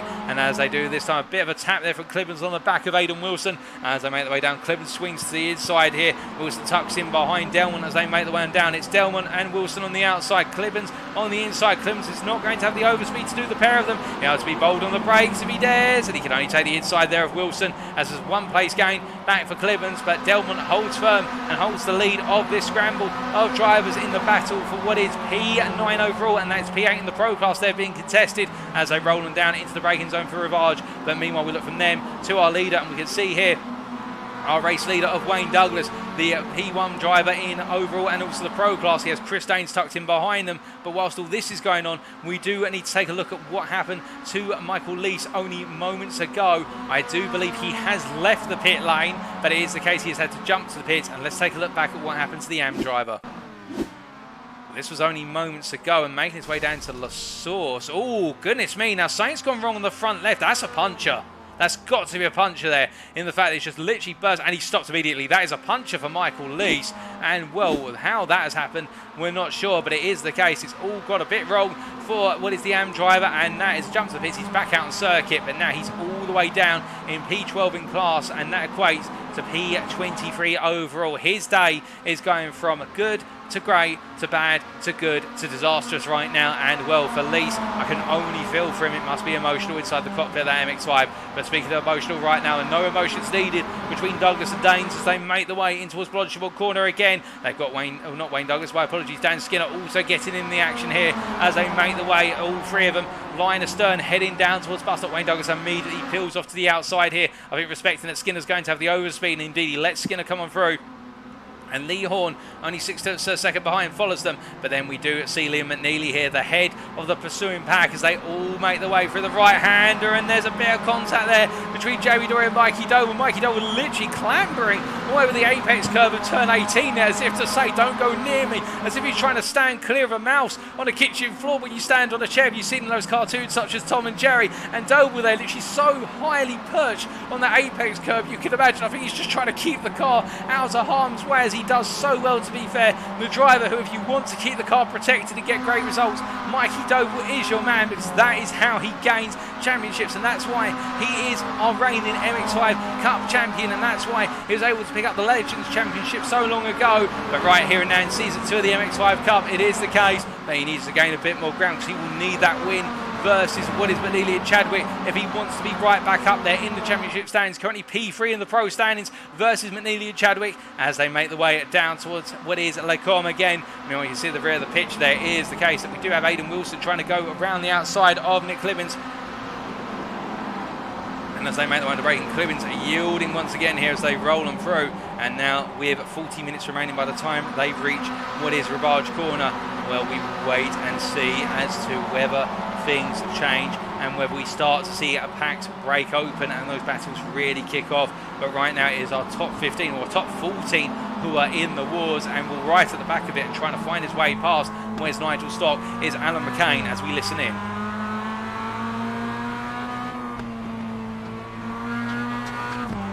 Now rolling their way through each corner, there is the case that McCain, of course, won't want to go on the offensive versus Stock until he can time it right to then latch onto the back of Sam Smith. He won't want to let Smith, who's running P2 in the AM class, get away. Remember, these two are battling right now for P3 in the AM class. P2 is right ahead of him, and the leader, Lee Horne, is the best part of what is about 6 seconds up the road, but he's not out of arm's reach, particularly if Lee Horne drops backwards to McNeilly. Alternatively, as we believe, our top 4 are due another pit stop, and that will really flip the switch on the strategy stage of this entire race.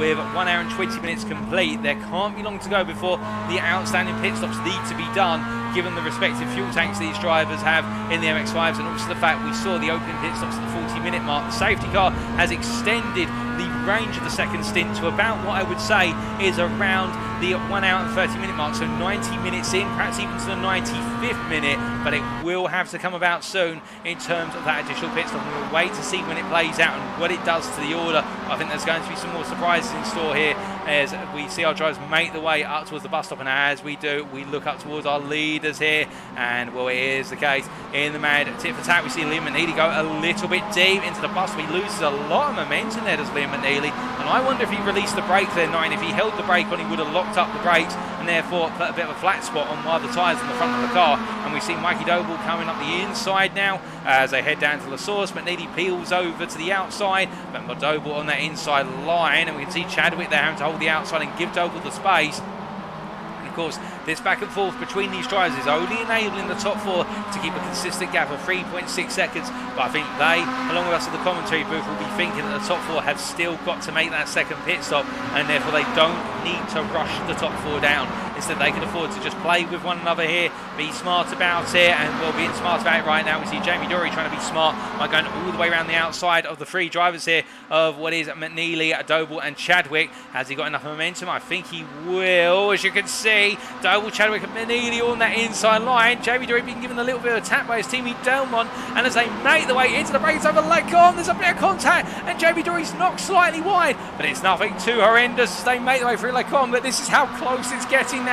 It's getting nip and tuck, and they are getting ever closer with the elbows coming out through each and every run down those straights, and that is where the major points of contention will kick on in, as meanwhile Aidan Wilson now looks to move up the inside into Rivage versus Delmont, but he can't quite find it right now as they roll them down and through. And as we look to the blimp camera here, you can see all of our drivers in that quick succession as they roll them through. A beautiful camera shot this as they come down, and it gives you that sense of perspective of how hard they're pushing. As we look to the leaders, meanwhile, as they make their way down through Pool on Corner, just a bit up the road, and Wayne Douglas at the head of that pack, keeping Chris Staines at bay for the time being as they roll on down in towards the Fanges chicane.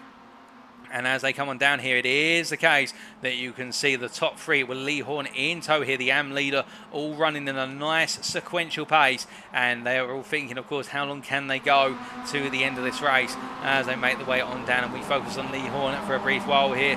Number 36 driver who's just delivering lap after lap, keeping his head down and continue to press on. And can he make it to the end and take the win? That is the question on his mind. And well, Liam McNeilly there behind. And given the fact that, of course, Steve Cox in the AM class with that major moment which seen him retire from the race after putting the car on its side coming through Rouge and Radion, if it were not for that, it would be the case that Steve Cox would be right up there with Lee Horne, but instead it's not to be, and that's opening up a major opportunity for Smith, McCain and Stock down in P12 through to 14 respectively overall to take places on the podium and gain some huge points in the championship. But as our pros here make their way under, breaking the battle for P5, Doble at the head of the pack, Delmont and Dory there once again squaring off versus one another, the two teammates battling side by side, coming down through the bus stop chicane and now on to another lap. We do have to wonder how close it will be between these two, as we're hearing that Chris Staines and Dan Skinner have both passed Wayne Douglas for the lead of this race, and with Chris Staines the leader, Dan Skinner P2. I think it's just a traditional change between the two drivers rather than anything dramatic. We are waiting for the potential of those pit stops to the top four, and we see Sam Smith at the rear of this pack right now, really just hanging in there and looking for an opportunity later on. Speaking of looking for opportunities, it's the case where he's battling for what is track position only. He makes his way up into P17 and past Bob Dobson, and that, sorry, Bob Dobson, I should say, not Bob Donson, my apologies. It is the case that we can see John Higgins Jr. take P17 off of Bud Dobson there, taking the position off of the AM driver did the pro, as the HSR1 driver continues to try and recover what has been a difficult race to date. But as he makes his way down into turn at number 1, we look a little bit further up the road and we see Nigel Stock here all over the back of Alan McCain, and the Englishman battling with Britain as they roll down, breaking into Lecom, and McCain seemingly to have the better and higher speed run through the apex as they're Lecom, but taking a bit out of the tyres and getting a little bit sideways there on the exit at turn 6. That's going to cost him a bit of momentum in the run down towards Rivage at turn 7, but you can see how they've fallen off of the top 12 here. The top 12 all running nose to tail, albeit with a 2.5 second gap between P4 and P5, but as they all come down here, Nigel Stock pressing on and trying to keep McCain honest, and that's what McCain will not want. McCain will want to break away, and if he can do so, it will be to his advantage as we enter the final 15 minutes of the race. As they make the way down in towards Pool on Corner here, it is the case. We do have to consider as well, as we near the final half an hour, what starts to go through the minds of the drivers. Well, I can tell you, being in the cockpit myself, it is the case that in a race such as this, given the tyres and the fuel tank only really seems to last 40 minutes each time on the stint, you do start to worry about the condition of the car. And also you start to think to yourself, you start to get those little bits of doubt in your mind. Even the professionals do. Did I take on enough fuel? Have I protected the tyres enough? Can I go racing? Can I push the compound? Can I push the sidewall of the tyre hard through the hard right-handers such as Stablo 2, where the drives are completely flat out? And it's all those things that you have to put to the back of your mind. You have to think just about what's in front of you and keep delivering the laps. And the hardest driver who has it is the leader, Wayne Douglas here, for the simple reason when you're up front, you're always looking behind you. You always want to look behind you. It's a temptation, and you have to forget about what's going on behind unless someone's really battling with you, and just keep focusing on delivering those laps. And if you do, that's how the wins are made, indeed how the results come. So that's what our drivers will be starting to think about now, is in terms of the car in its prime to be able to go on the offensive, going into that last charge as we make our way towards the 1.5 hour mark. And we'll be there the next time we come around as the drivers go on to another lap. And right now it is looking as though P5 backwards are catching up to the top four. The gap now 2.2 seconds. Liam McNeilly here at the head of the battle for P5 back as they make the way around through the source once again. Do keep in mind that from P5 all the way down to 12th, it is a pack of cars, and you can see them all in the camera shot there, separated by only 2.5 seconds, if that. It's very close. It's literally nose to tail racing, and you've got to love it when they make the way up through Rivage and ready on here, and they all keep so close to one another. And as they do, well, here's Mikey Doble battling with Jamie Dory once again, and Jamie Dory one more time trying to go all the way around the outside, but meanwhile, sorry to cut away from that, we've got a free wide here coming down into Lacombe, and Chris Daines does the most as he parts the seas of cars and goes between the two of them, and Dan Skinner will go into P2 but goes a little bit deep under brake. He doesn't quite lock up, but he almost snatches the car down to brake in on the front end and keeps it together, but that was very close indeed as they make the way down towards Rivage corner. As they do, Liam McNeilly has got ahead of the battle for P5. He's now in that P5 position, and Jamie Dory here battling with Liam McNeilly, my apologies, battling with William Chadwick. Now as they roll them through here, William Chadwick, he will want to try and catch up to McNeilly and try and make the breakaway. Doble will be all too aware of this. You can see Jamie Dory there backing out into X. He didn't want to spear his nose into the space that Mikey Doble was going to occupy on turning. Very smart there from Jamie Dory, showing that awareness of where to put the car versus his opponent as they make the way down into a Horne corner once again. Now it is the case, we are starting to see those little elements of battling, particularly McNeilly really trying to break away from this pack here. You can see, look at the gap McNeilly's trying to extend as they make the way into what is at the Flanders chicane. He's now 1.3 seconds clear, and he is pushing hard to close up to the back of the top four here. And I think McNeilly might be worried, and indeed I'm worrying a little bit right now whether that top four are actually going to go to the end, whether the safety cars meant they've jumped to stop, because we definitely haven't seen a second stop from the top four, unless our eyes have deceived us or we're very forgetful in this day and age. And we can see Liam McNeilly here pushing on, and he's brought that gap down to now 1.8 seconds, 1.2 clear of Chadwick behind. And I think McNeilly is the man now to try and take the lead of this race, and he's going to do it over the next couple of laps if he can do it. As he rolls his way on down towards Blanchimont, we see it is the case that McCain's still stuck behind Stock in the battle for P13 overall. That is the final step of the podium in the AM class. P3 is occupied by Stock right now, and as they make the way on free, you can see Stock there a little bit wayward coming into Blanchimont, but he's been able to get it together under the rotation. And as they now make the way down to the braking zone for the bus stop chicane, Stock's going to defend, and I think they're battling for that final place in the podium. Where is he? No, he backs off there and lets McCain take the place. And as they roll them through, well, they are the best part of 5.7 seconds behind Nick Clibbins in P12. But their target will be Sam Smith in P11, the P2 driver in the AM class. And I think they have fallen a bit of a way away from Sam Smith, given there is a gap of 6 seconds now and increasing. But as they go on to another lap, now with only half an hour to go, it is the case they roll on through, and we see a little bit further up the order again. So Chris Daines, he's trying to hold what is Dan Skinner and Wayne Douglas at bay, but they will trade places once again. There's no doubt about that as they all peel left and right here, and you can see Skinner going around, and then there's going to be Wayne Douglas who gets very close there in the run down the Kemmel Straight. And as they do, Douglas makes it free wide alongside Skinner, and Daines Douglas between the two of them. Skinner on the outside, Chris Daines on the inside. He peels on in, however, Daines being savvy to what's about to happen, and they all line up again, all trading places. We are having to be a little bit patient here, ladies and gentlemen, but it is almost as if it is the case that the cork is in the bottle and we're just waiting for it to pop and all the lovely bubbly jubbly comes out, and that will be when we see the race in action, of course, as we see our drivers make the way on down towards what is turn number 8. And speaking of bubbly jubbly, it will be the case that whoever takes the win here will want the victory champagne. There's no doubt about that as they make the way on down, because this race will be tiring and draining on our drivers, although some of these drivers, to be fair, are competing 24-hour endurance events, as we have got there. One of our drivers going a bit wide, and that was Liam McNeilly deciding to take a lot of runoff there at what was the X curve, named after, of course, the famous driver Jackie X, the much loved Formula 1 driver, and indeed raced in multiple disciplines as well.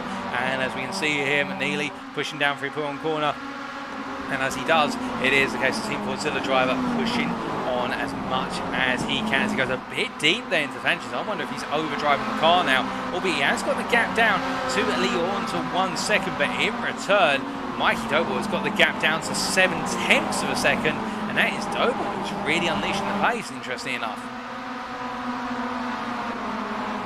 As they roll their way through Stablo 1 and Stablo 2, you can see now the top 12 are all together once more. And with that in mind, it means the battling will only now start to erupt ever more so, as meanwhile Ollie Peters and Paul Scott have traded places, a P20 overall, that is P9 in the class, and they've swapped it, I'm hearing in my ear, down the Kemmel Straight, but we can't look at them for too long, because now we must look to our leaders here. 12 cars separated by 4 seconds. Would you believe it? After an hour and a half of racing, they're all together. We do have to thank the safety car, to be fair, for bunching everybody up, but it is the case that right now Wayne Douglas from Douglas Motorsport, the privateer unit, as they head across the timeline, well, he has got a gargantuan task ahead of him to try and bring home the win when this is all said and done. And again, our top 4, well, apart from Lee Horne, is now into our top 5. Liam McNeilly has found his way past, but we do have a cloud over our top 3, plus also Lee Horne, whether they have one extra pit stop to take, whether it will catch them right at the end, that final pit stop.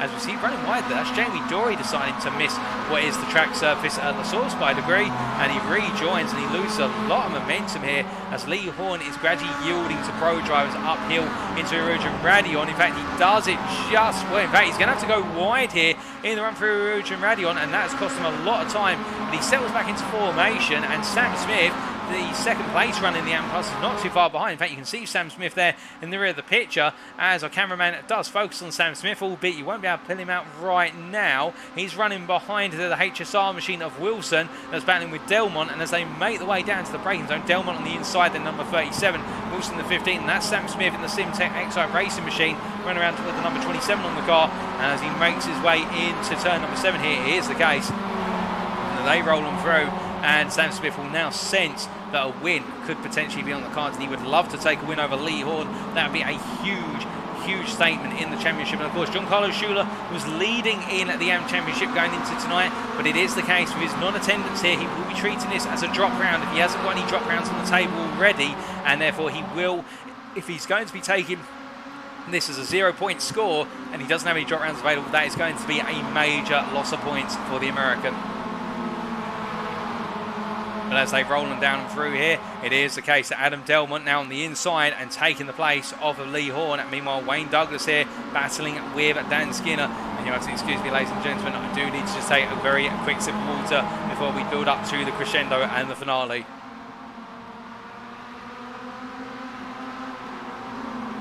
As they roll them down here into a Stablo 1, once again, it is the case that we can see something from behind Lee Horne is just dropping. In fact, Lee Horne has dropped back and he's now battling with Sam Smith, and this is not what Lee Horne will want, to be battling with another AM driver. He's had it pretty peaceful all the way up to this point, and now as they made the way out of Stablo 2, here we go, and Sam Smith's going to have the first possible run of the remaining 30 minutes here as he looks up the inside into what is Blanchimont corner. Jamie Dory makes it partially free wide for a moment, but backs out thinking better of it, and up into the left hand they go. And well, I don't think either driver's going to back out here, but Sam Smith is going to take it by the momentum on the inside line, and now Jamie Dory is there on the outside. Sam Smith goes to the outside as well. Lee Horne on the inside. Jamie Dory has to wobble the car a little bit wide there under braking, almost tapping the back of Sam Smith. That looked a little bit of a hairy braking moment for what was Jamie Dory, but in the end avoiding the contact there, and Lee Horne now has Jamie Dory between himself and his main rival for the win. As meanwhile in the battle for the overall lead here,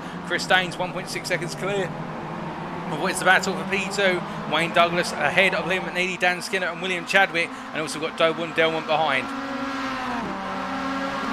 And as they make the way here on towards Rivage and Radion, you can see it is the case that we do have Chadwick running side by side with Skinner. Up into Rouge they go, and as they make the way through the tricky right-hander through Radion now at the left, it is the case that William Chadwick holding on. They go too wide, they show you can do it too wide, and as they make the way onto the Kemmel Straight, it is the case that behind them Doble and Delmont pushing on, and Doble trying to be pushed on by Delmont, but you can see Chadwick covers it off here as they make the way on down. Meanwhile McNeilly on the inside of Douglas as they head down to the brakies over Lake Om, and as they roll them through, there is no contact between them, but there is a trade of places as Liam McNeilly loses the rear there slightly, but keeps it together literally on the limit of adhesion. Those tyres must be really starting to ache right now, and McNeilly, well, that could have been a sight for sore eyes as William Chadwick here looks up the inside of Douglas down through Rivage corner. He gets it, there's a bit of contact between the two of them, and that's unsettled both drivers' cars here, and they'll be side by side into X. They roll them through here, and the inside is going to Douglas,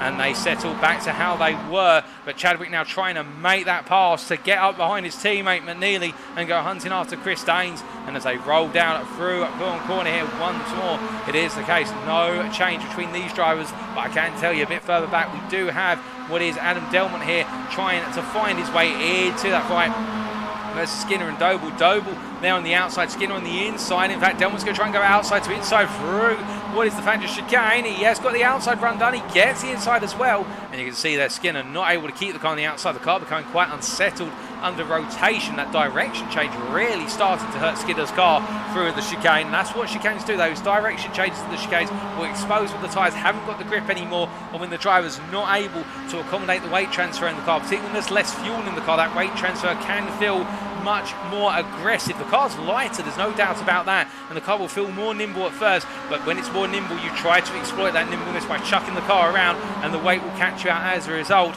And as they make the way in towards that Blanchard corner here, we can see Aidan Wilson meanwhile leading the battle for P8. That is P8 overall, P8 of the Pro Class, and he is ahead of what is Jamie Dory and Nick Clemens, and then behind them we can see that is Lee Horne. And hold up a second, what on earth has happened to Sam Smith? Well, we had Sam Smith a moment ago and he's disappeared out of the picture. He's down in what is P12, P2 in the AM class, and he was back with Lee Horne. Let's take a look back at what happened. Well, this was moments ago. Oh, goodness me. And it was contact between Dory and Sam Smith, and Smith just missing the tyre barrier there. And I do believe that was at Stavlo 1, unless I'm very much mistaken.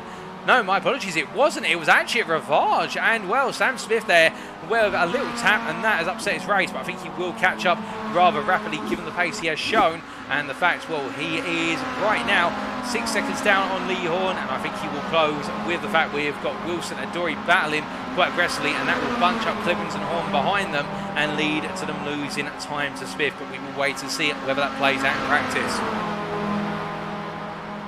As they make the way here down the Kemmel Straight once more, we do have the traditional change of places. We see Sam Smith at the rear of the picture there, and he's not too far ahead of pursuers Nigel Stock and Alan McCain. And speaking of Stock and McCain, these two still battling for P3, still making those trades, albeit working together for the time being, working as part of different teams. We have, of course, Nigel Stock from Crest Autosport with Apex Tracks. As we see, McCain takes P13 off of him for the time being, and the McCain Lively and Clark Racing driver here working with his opponent to try and close up to Smith. And to be fair, they'll both want that P2 if they can get it. And as they make the way out of the com, you can see Sam Smith already trying to make the breakaway and push on off into the distance if he can, of course, but there's not long remaining. We do say it again, but now it does feel as though we've got a lot of time remaining, 20 minutes remaining plus the final lap, but it won't feel long to our drivers anymore. It will feel as though that clock is ticking down ever more aggressively by the second. And, well, speaking of ticking down, we can see that Paul Scott here down in P21. That is P10 in the AM class here, last of the top 10 places in the class. He's chasing after Ollie Peters here. Both of them having a difficult day, and both of them trying to get one up from the other driver as they make the way on through. But as they do here, heading up towards the Rouge and Radion, I think the gap's enough here for Paul Scott to just settle into the rim behind Peters right now and look to come back perhaps at the end of the Kimball Straight. But I don't think he's going to be close enough to do it this time. We'll wait and see. Although I say that, in fact, it was the case Ollie Peters on a really dismal run on the exit of turns 2 and 3. And as they make their way down here, I think Paul Scott's going to have the run he wants, or is he giving a little bit of a push to Ollie Peters? I think he's designed to give Ollie Peters a little bit of a bump draft along to say to him, go on, you can catch up to Matt Emmons, but Matt Emmons is 8 seconds up the road. That does have to be kept in mind. But as they come on through, we do look back up to what is the battle here for, well, it is the lead of the race, the overall lead to the pro leaders. All of our pros here in the top, where's top 7, make the way into the corners of bus stop. And as they roll through turns 18 and 19, now with 19 minutes remaining here, the clock continues to bear down. Chris Daines holds the lead, but you can see how they are all coming together. And, well, is the case. Any of our drivers who did only make that one stop, they are extending as long as they can, and we will have to wait and see how it plays out in that practice. I'm suspecting we may have 1 or 2 pit stops still to come, ladies and gentlemen. I'm not wishing it on any drivers. I think there could be a few heartbreaks here, but we will wait and see. I'm not reading this off of a script, I can tell you. I'm seeing it live just like you guys and girls are at trackside here, and we will wait and find out how it all comes down. But regardless, I think all of our drivers up in these top packs give themselves, in fact all of our drivers out in the field, give themselves a huge pat on the back however it ends for what's been a very close to our race. And as we see here, McNeilly now trying to go around the outside of Chris Daines. Wayne Douglas following through on the Kennel straight. Wayne Douglas taking a bit of grass there, get a bit unsettled. Mikey Doble back it off. He's alongside Chris Daines, having the battle for P3, P4. And as they roll it through, Chris Daines holds P3. Mikey Doble seeds the ground there. 9-2 does not go into 1 when you're this close, and everyone's pushing as hard as they are right now. And as they roll them through here, it is the case that we ride on board with Mikey Doble here, the Mikey Doble Racing Douglas Racing driver. And as they roll their way down into turn number 8 into Rivage corner, here you can see how it is the case of Chris Daines. 1 eye forward, 1 eye backwards here, 1 eye on Wayne Douglas, 1 eye on Mikey Doble, and trying to find a way to navigate this as they all run as wide as they dare coming out of X corner. And, well, it is the case, all been running in sequence here, all wanting to exploit the track limits as much as feasible, carry that extra 10th of a second, that extra 100th, that extra 1,000. It could be critical in the grand scheme of things as they make the way on down. And keep in mind, of course, that Doble does have right behind him at Delmont, literally hugging the rear of his car. So it is a long train of MX-5s right now, all running nose to tail here as they make the way around the Spa-Francorchamps circuit in Stavelot in Belgium. And as they make the way out of Fadges, you can see all of them on the worn tyres, tired arms, tired legs. It is the case now, they're drifting through these corners. The car's at their most nimble as we close the clock down here, and with the fuel coming out of the car, it's the case everybody pushing to the very end.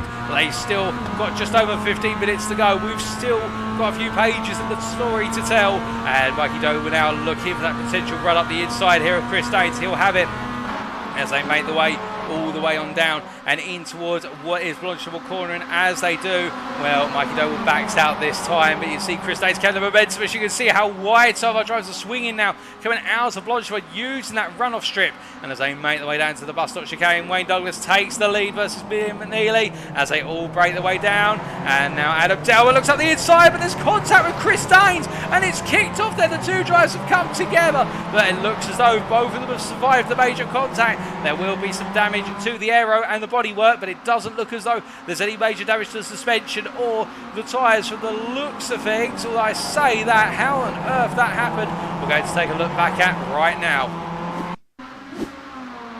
Well, we take a look back in particular at Adam Delmont, his perspective here, rolling on in. So you're going to see Delmont here coming in from what was at the time P5. Now he's going to put himself on the outside here under braking. And as he does, I think as he's going to come into the apex of turn 19, he's going to be there. Now he would argue from his perspective that he was turned into by Chris Daines. Chris Daines would argue that Delmont didn't have the right to battle it. And let's take a look back again from the exterior cameras now to give you an idea. And here it is from Chris Daines' perspective on the exterior camera. There was a small touch there between himself and Liam McNeilly, but nothing too much to worry about, just a brief graze. Now watch this as they come into the braking zone. Chris Daines here holds the inside line now. He thinks he's safe there, and as he rolls on through, Delmont's quite far back, but moves into the space that you can see that Daines was left there on the apex. It's very hard to tell in that close racing, but I think Delmont may just have an eyebrow raised with regards to the fact he went for the space that was there, but it was always going to close. I think the stewards would argue. Again, I'm not one of the stewards, ladies and gentlemen, but I think Chris Daines will feel as though that space wasn't there to be exploited. It was the case he's going to turn into that space eventually, but feel free to give us your thoughts in the chat if you feel differently or agree as they make the way on down here, down towards Horne once laps again, but they are running in this top pack still. It's not as though they've lost out, it's not as though the pace has come out of the car, but it is a near miss of both drivers there. That could have ended their races if they had gone a bit worse as they make the way on through. But as our top 7 continue around, Aidan Wilson here in P8 over on P8 in the Pro class. He's being chased by Jamie Dory and Nick Clibbens as they roll their way on down through Horne and up towards the Fanders chicane. And as they come on through here, Aidan Wilson flexing at the rear of that car around as much as he dares here, trying to get all the rotation on the rear end of the MX-5. And the HSR2 driver chasing after Chris Daines, but it's a 5-second gap. And I think he'll be just as much worried about Jamie Dory looking for a move on him through Stablo as he will about hunting down Chris Daines. Whereas as they roll through here, it is the case there is no time to nap. It is one of those situations where for Wilson, he's got to keep on pushing. He's got to be fully awake, because at any moment, one small mistake could see him drop into what is P9 or even P10 as things play on. But meanwhile, I can definitely tell you that it is the case that Lee Horne, the leader in the AM class, has now got a 1.1 second gap to Sam Smith behind him. And Sam Smith, remember ladies and gentlemen, Sam Smith had that off in the contact with Jamie Dory at Rivage corner, and he has closed up already on that last lap. Sam Smith almost took 2 seconds out of Lee Horne. Smith is on a charge here. He smells blood in the water. He smells that win is ahead of him right now. It is occupied by Lee Horne, and he does not want the NXTGEN Racing Team Orange driver to take that win home. He wants to be on that top step, and well, you can understand why, because it would mean a lot, and it would boost his championship campaign massively as they make their way down to the braking zone for the source. On to another lap. 13 minutes remaining plus the final lap now, and as they roll on through here, can Lee Horne hold on? That is the question. Also in the battle for the final step of the podium, Alan McCain still holds on to P3 in the AM class, P13 overall, but behind him is this man, Nigel Stock, giving a hot pursuit here. These two have literally been at it for the last 45 minutes. They've been nip and tuck, overtaking one another on the straights, but never going toe to toe, I should say, blow to blow either. But we expect they will in the near future as they make the way coming out to Rivage and Radion and make the way down where's the Kemmel Straight here. And as they do, they come rip-roaring on down. But hold up a second, I think we've had a major hit. Oh my goodness, I'm in my ears, and that is Dan Skinner, Adam Delmont, and also Wayne Douglas. What on earth has happened here? That's at the coming to turn 6. I think there's more to the story than just that.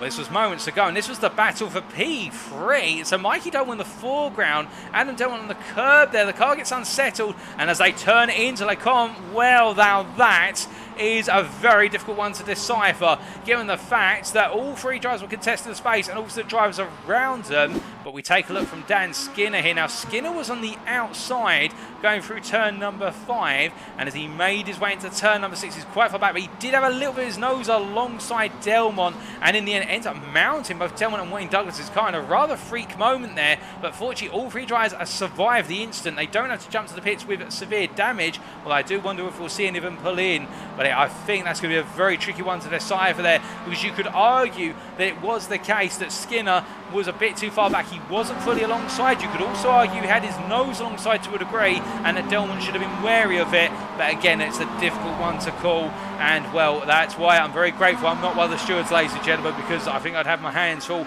after this one. I think either way the decision goes, a lot of people aren't going to be happy with it, but that is what motorsport is about sometimes. When the stewards come out, it is the case that the decision's got to go one way or the other. It will be declared as a racing incident, but I think that one, it may not be declared as a racing incident. I think the stewards may have a view on that, and we'll have to wait and find out post-race which way they do side. But that really does space out the field. Now, our top 4 running nose to tail. Liam McNeilly through to Chris Daines with Chadwick and Doble between, and then we've got a 7.5 second gap to Jamie Dory in P5, and that little incident has seen 3 drivers drop out of this battle for the lead with just over 10 minutes remaining.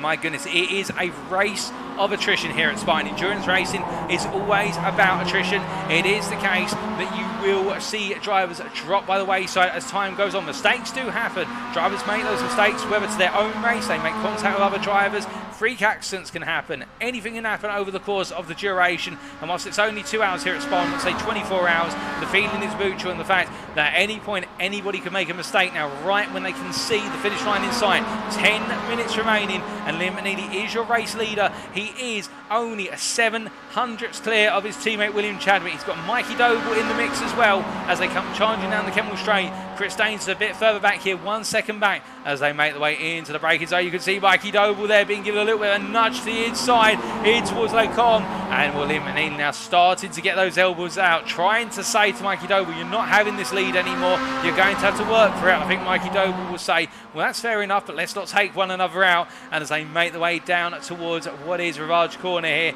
into the braking zone, you can see Chadwick there, ever present, waiting to pounce and try and make it a Fordzilla 1-2. They would love that for the team, of course, as they make the way through the corners. But as they come charging down through the left-hander here of X corner and head down towards Horne, not too much time left. Meanwhile, a bit further back, Aidan Wilson battling with Delmont and also Wayne Douglas. And Aidan Wilson here an opportunity to potentially seize the top 5 finish after everything he's been through in this race. He's 3 wide right now, heading down to Horne corner with Douglas, and also Delmont, he backs out sensibly there. And well, I think that was going to be only one way. It was going to end if all 3 went into the corner, and it would have been in tears. But in the end, Delmont there with the bravery up the inside of the pair of them and getting the place back for P6. And you can see Delmont right now chasing after Jamie Dory here like a man possessed. He wants to hunt down his teammate and finish with him, if not ahead of him. Of course, you don't want to take your teammate out. That's the last thing you want to do. But hold up a second. What on earth has happened to Lee Horne? Lee Horne is dropping down the order to a degree. He's dropped down to now P3 in the AM class behind Alan McCain. Is there something wrong with Lee Horne? Or is this what we predicted earlier starting to occur? Which is, because he's only had the 1 pit stop, the car is starting to fall off a cliff. I think the tyres or the fuel tank might be at their end. And as a result, he's needing to back the car off, because we're just trying to see exactly what happened and how McCain got the move done. Here it is. Well, this was in the run coming out of what was, I believe, out of Lake Com. No, my apologies. And we're just trying to figure out which corner this is at the moment. In fact, that's going into the Vange's chicane, and Alan McCain with a very nice outside to inside run got the move done.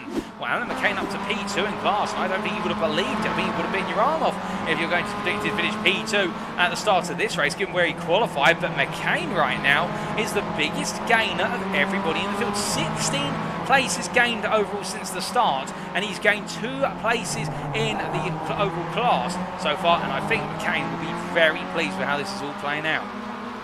Well, as they make the way down towards what is the source here, it is the case that Lee Horne is seeing this race go from good to bad to worse. Nigel Stocker's also passed him off camera, and that is the case. Lee Horne running P4 in the AM class with less than 10 minutes to go. In fact, it's 7 minutes to go, as meanwhile we're hearing that Jamie Nicholson's had a major moment. Where is Jamie Nicholson? Well, that looks to be, I think that's the exit of the bus stop chicane. It is indeed what has happened to Jamie Nicholson.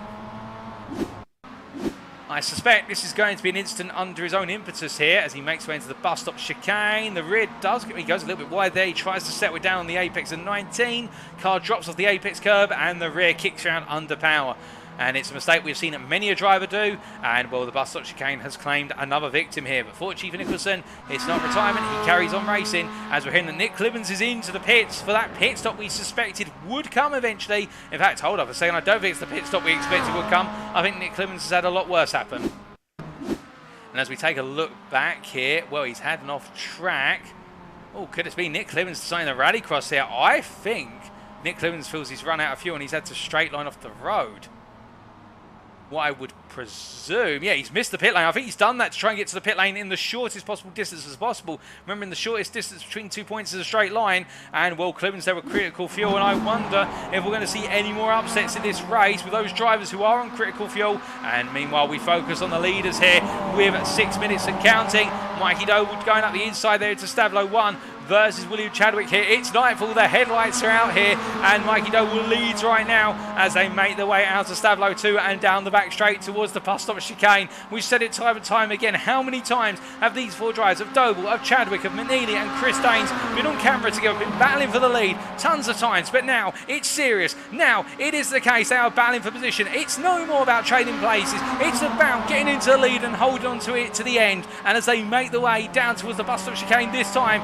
Will we see Chadwick get the elbows out? He goes very tight to the inside line here. We see Doble in the middle. Chris Daines goes around the outside, and Chris Daines with a double move there takes the lead of the race with 5 minutes to go. My goodness, the man just seems to pull it out of thin air, and that was beautiful. If we were doing an overtake of the season, I'd say it right now, ladies and gentlemen, that is overtake of the season by a huge margin, and what a move it was indeed as he gets himself back up to speed now. And as he does, can he now hold on to the win, or will Doble, Chadwick and McNeilly come on back? As you can see, Doble and Chadwick battling side by side as they head down the old start-finish straight and head up towards the Rivage and Radion. And as they do, here come roaring up the hill. It is the case that Doble right there on the rear of Chadwick, right on the tail hooks, and as they come onto the straight now, onto the kill straight, how will it play out? It's going to be Chadwick going around the outside. Daines has got no momentum here because he's the lead car. He doesn't have the toe, and therefore he's being pushed along by Doble. You can see the Fordzilla drives both on the outside, trying to make the double around the outside into Lecom. And as they come into turn 5, you can see Chris Daines. He's going to hold the inside versus McNeilly, but it's ever so close. And both the Fordzilla drivers get ahead. And meanwhile, Chris Daines has to hold Doble off for the time being. Now, is this going to be the sign that Fordzilla need to hold on to the win with only 2 laps remaining this lap plus the final lap? They will only have time for 2 more laps as they make the way on round here on one of those 2, and as they come down for Rivage and into X corner, we do have to tell you that meanwhile Adam Delmont here holding on to P5. He's got Jamie Dory, Wayne Douglas, also Aidan Wilson and Dan Skinner all slithering over the back of him here, looking for that P5 by the finish as they roll it down through X and head all the way down towards Bouillon corner here. This battle is building up to a crescendo, and meanwhile in the AM class lead battle, we see Sam Smith is leading by 6 tenths ahead of Alan McCain. Nigel stuck a further 9 tenths back. They are all chasing one another for the places on the podium, with Lee Horne falling away. I don't think Lee Horne's got the fuel to go to the end. I think he's having a fuel save, and as they make the way on through, we look back up towards the pro class battle for the lead, also the overall lead here as William Chadwick holds on for now, but he runs a little bit wide there coming through Stavlone 1. This will give his teammate McNeilly the opportunity. Now, will McNeilly do the teamwork, or will he go for the solo work here? Will he give him the push, or will he decide to take the place? I think he's going to give a push here as they make the way onto the back straight. And as they head up towards the bus stop via the Blanchimont corner, you can see the push there from McNeilly on the back of Chadwick. They're trying to hold on for Zilla. They want this one too. They so desperately want to make it a conversion from a front row lockout to a top step and a second step lockout. And as they make the way in towards bus stop chicane here, you see Doble with the momentum round the outside under braking. But there's no way they're going to see this surely. And Mikey Doble holds the inside line into 19, but he loses the rear of the car. And Mikey Doble literally on the limit with the last lap, literally ahead of him, makes a spin and drops to P4. It's drama on the penultimate lap. Now Adam Delmont meanwhile hold on as meanwhile there's contact. There's contact between Dan Skinner and Aidan Wilson. It's all kicking off as the white flag comes out. There's 1 lap remaining, and with that now it all comes down to this, and you can see Adam Delmont up the inside of teammate Jamie Dory. Into La Source they go, and as they roll on through here, Doble will be kicking himself a P4, but at least he'll know that's what he's going to have to achieve at the end of the day.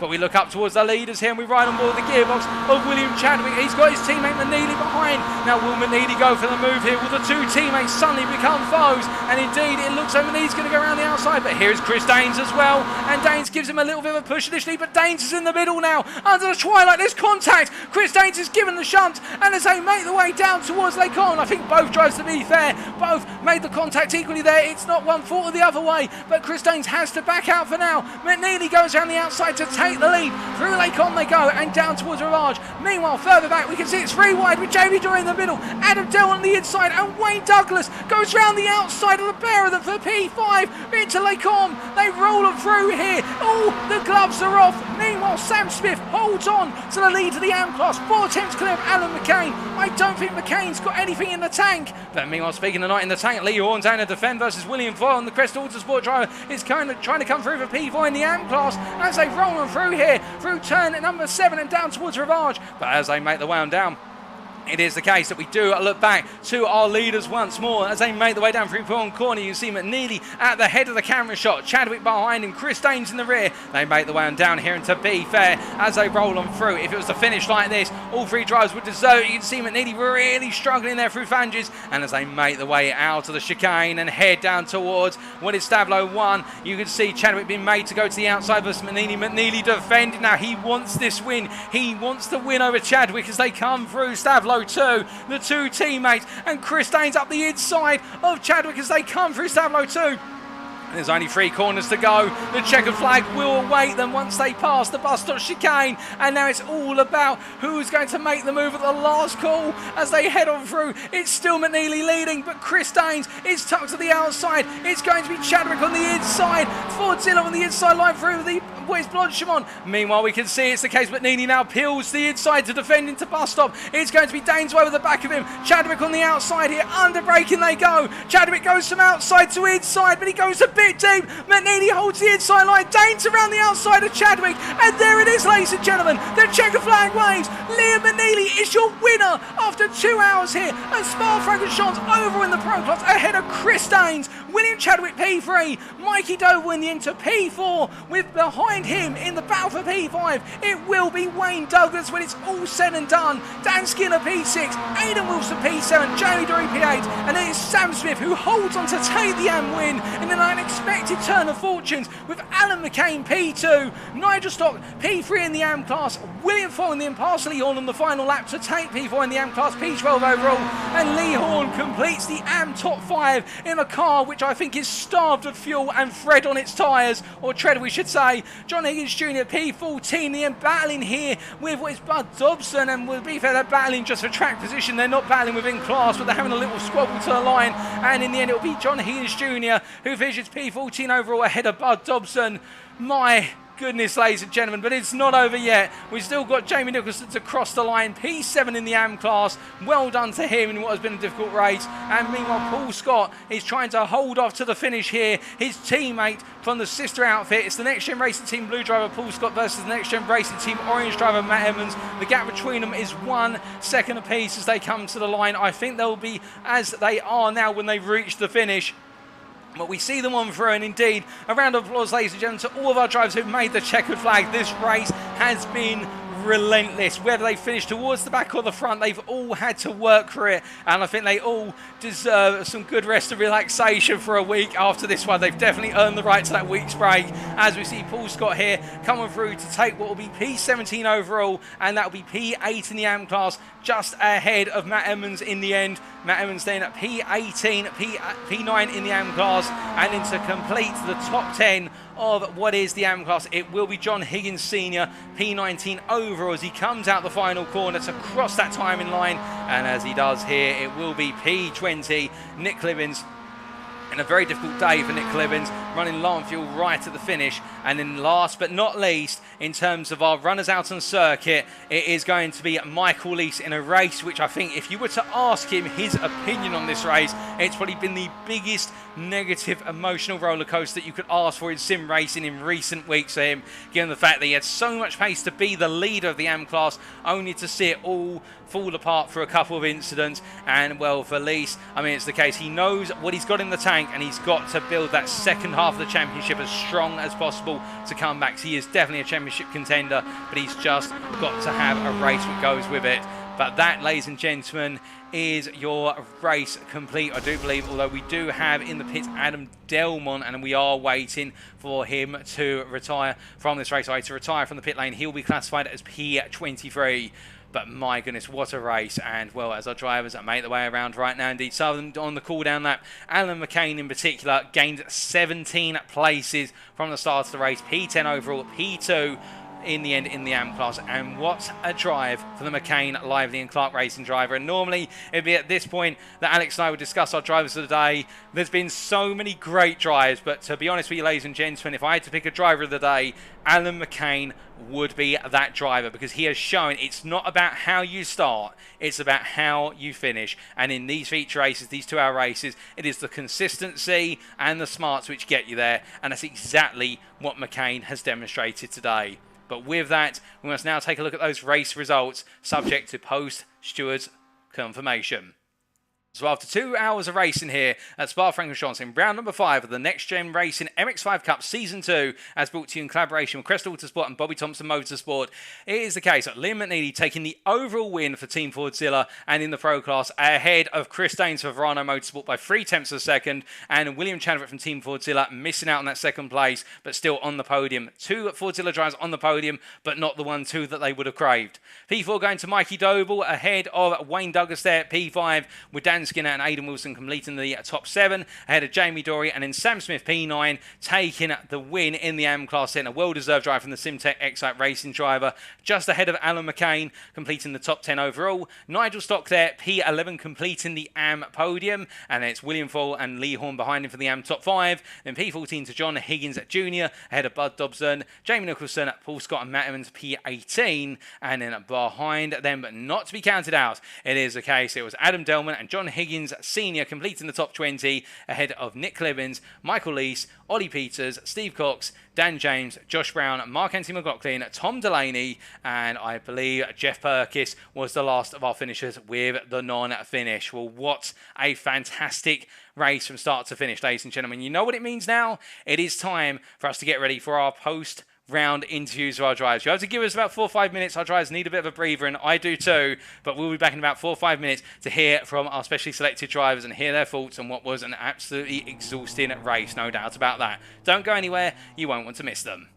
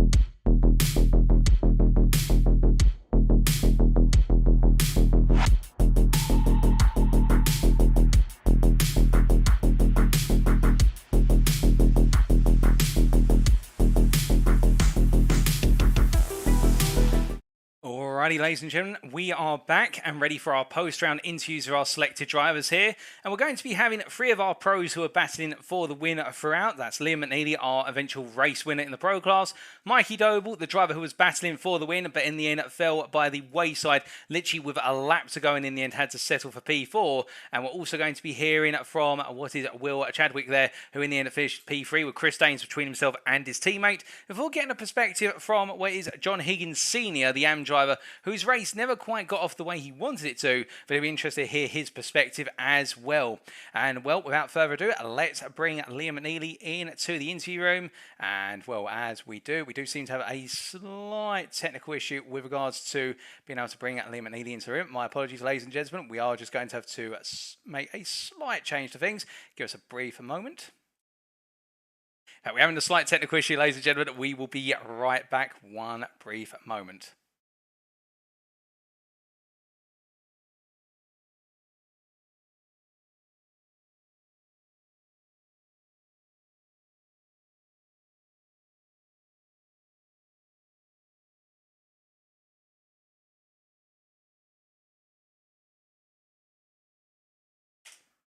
It would seem that my permissions to move people into our interview room on our Discord server have been revoked for some reason, so I can't pull Liam McNeilly in as much as I would love to. So we're just waiting for that to be fixed at the moment. And in fact, we will be right back for you, ladies and gentlemen.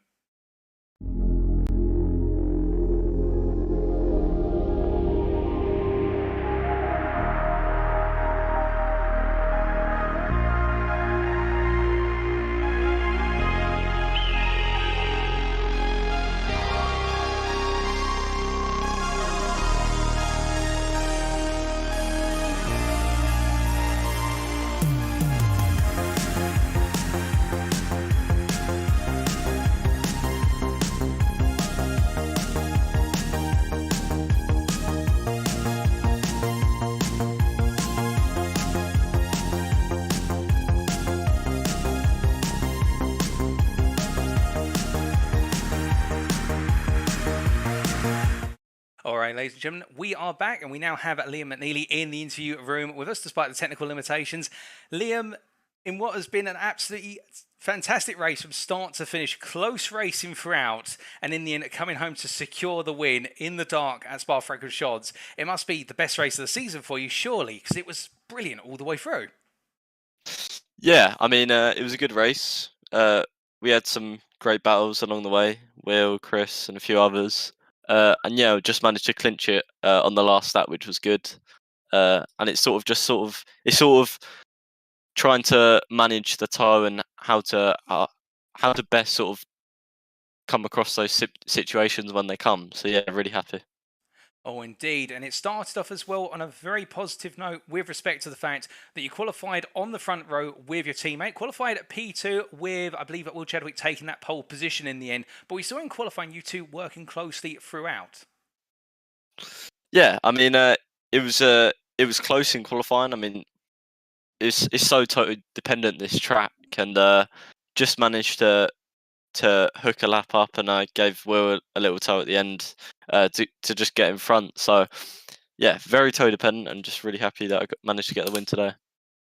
Oh, indeed. And just taking us through, of course, the 2 hours of racing, we saw the opening stint in particular. There was a period whereby yourself and your teammate, Chadwick, you both backed off quite significantly because you two were running up front, but there was this constant back and forth on the straights, trading places, and then you both fell back to P8, P9, and around the 33-minute mark, you both started to really bulldoze your way back up to the front of the field. Was that because of the preparation for the pit stop window and knowing that you wanted to be at the front to take advantage?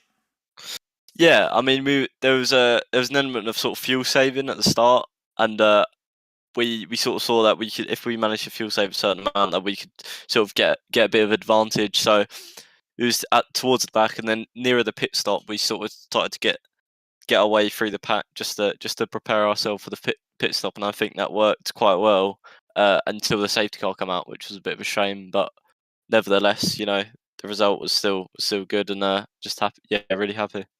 Indeed, on that safety car, a bit of a surprise to us all with regards to its deployment, and it really did change up the field. And I have to ask, when the safety car came out and we saw the field all come together, you were right there in what was effectively the lead pack that had made the second pit stop. Did you feel that the drivers ahead of you that were not in your group would effectively be running on fumes by the end of the race, and therefore they would be easy passes? Because we saw, say, Lee Horne, for example, really drop away in the final 10 minutes.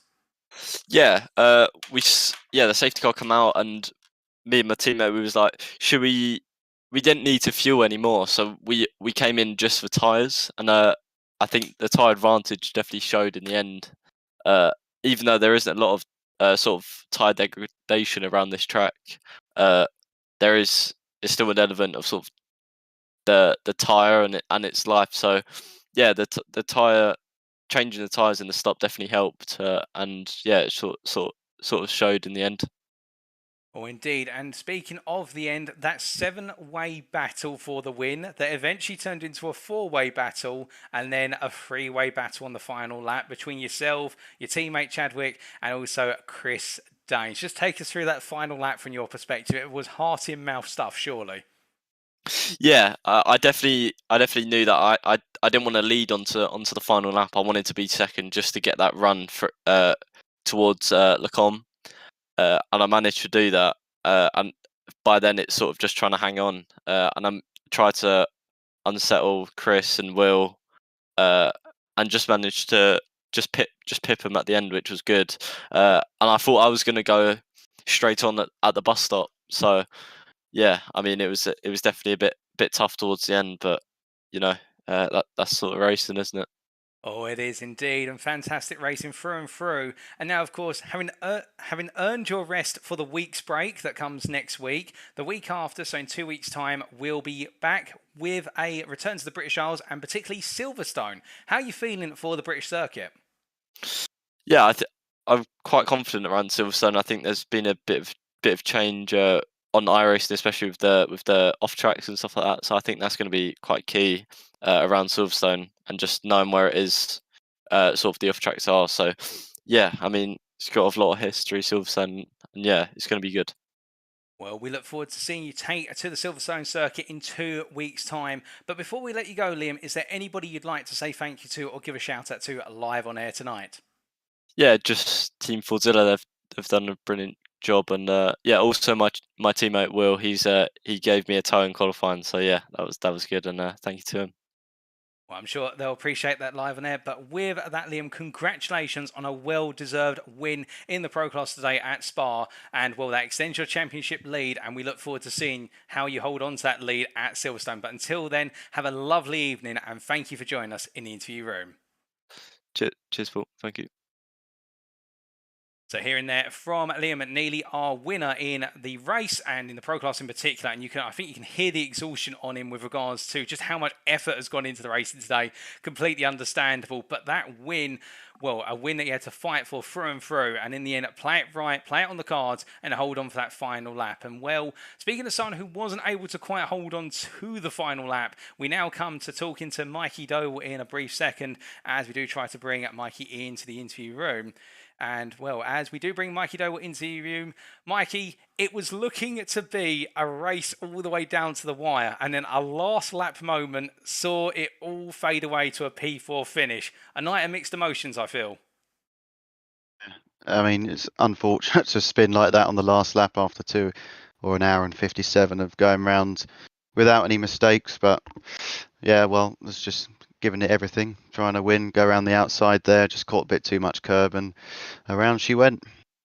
Indeed, but a lot of positives from tonight as well. And just taking a step back all the way to the beginning, qualifying saw you qualify at P5 in the end, but it was very close in the battle for the front 3 rows. Do you feel as though qualifying set yourself up well for the race? Yeah, absolutely. I mean, I didn't really want to get too complacent on relying on the slipstream to keep myself in the race, because you can easily get slipped back to sort of 10th or 11th and then get caught up in an accident, and all of a sudden you've got damage and you can't catch up again. So I tried to stay at the sharp end as much as I could within the top 2 or 3 and race hard, and I think it paid off for most of the race. The strategy was good, just a one mistake at the end, but still P4's a fairly decent result, just not shame not to be involved in the battle for the win on the last lap. Indeed, but being involved in that battle for so long, I do have to ask, of course, we know you as our cautious but consistent champion, and that's how you've run your championships in the past in the MX-5 Cup, and also with regards to the Legends. How in that race, given the fact that we saw at some points 12 cars battling for the overall lead, particularly in the opening 40 minutes, and you were right there in the thick of it, trading places under braking and whatnot, what goes through your mind in terms of managing that? Because at any moment, surely there could be a little tap on the car, a little knock to the side, but you seem to avoid all of it and somehow find a way at certain points to go right down the inside of drives into, say, the bus stop chicane. Yeah, you have to. You can't race every driver the same. You know that there's different setups out there, different abilities. You know, when you're racing against an 8K driver, you know you can rely on them a little bit more and trust them on some of the corners. But sometimes if you're coming up on someone you don't race against all that often, just got to give them a little bit more room and just maybe delay your overtake by a corner or two and make sure you get past them cleanly. That's the main aspect of coming through the field like that. Oh, indeed, and we did see it time and time again, you managing it coming through the field. And I do have to ask on the strategy, we saw the opening pit stop, how the undercut and the overcut traded up, and you came charging out on the undercut right behind what was Will Chadwick in the pursuit for the lead of the race. Was that as per your prediction? Did you expect the undercut to place you there, or did you expect to be placed ahead of Chadwick as he emerged out the pits? I wasn't really expecting anything in terms of track position versus those two. I mean, they were on a aggressive fuel saving strategy. Obviously, the safety car messed their strategy up a bit, but they were lifting and coasting a lot into the corners to try and maybe save a couple of laps on the final pit stop, which would have seen them take less time in the pits and eventually be ahead of us. So, but I didn't want to take the risk in saving fuel like that and losing track position. So I thought there might have been a safety car at some point anyway, the way the race was playing out. But no, the main thing was just to be in the lead draft and to not ever fall back. I see. And then when the safety car did come out, I have to ask you from your perspective, was it one of those, oh great, a safety car, everything's now got to be adjusted, or was it a case of a shrug of the shoulders and just think, well, that's happened, we keep on with the job? Trying to calculate the strategy again, because the safety car came out at a point where we could short pit and get into the pits and fill up, which was going to take us to the end of the race. But sort of naively, I didn't take tyres, as neither did Adam, and the two Fordzilla drivers did, which gave them a little bit of an advantage at the end, but not much, because the slipstream is much more powerful than the advantage over tyres. But it just gave them that little bit more grip to be aggressive on the moves at the end, and I think ultimately I was losing the rears quite a lot on the last 5 or 10 laps, so might have been a contributing factor getting to the power too early coming out that chicane and just not having the grip that I might have had earlier on in the race. Quite possibly, and whilst we can rue what can be, still a P4 finish, keeping you right up there in the Pro Championship. And with a week's break on the horizon, we come back in 2 weeks' time at Silverstone. Of course, the much-loved British circuit. How are you feeling for a visit to Silverstone? I always enjoy racing at Silverstone. I think it's got a bit of everything. Fast-flowing track, but it's not Mickey Mouse. There's some proper corners around there, and I think the racing will be as good as ever there, if not the best track. Well, we'll have to look forward to seeing if your prediction rings true there and what results you can achieve. But before we let you go, is there anybody you'd like to give a shout out to or say thank you to live on air tonight?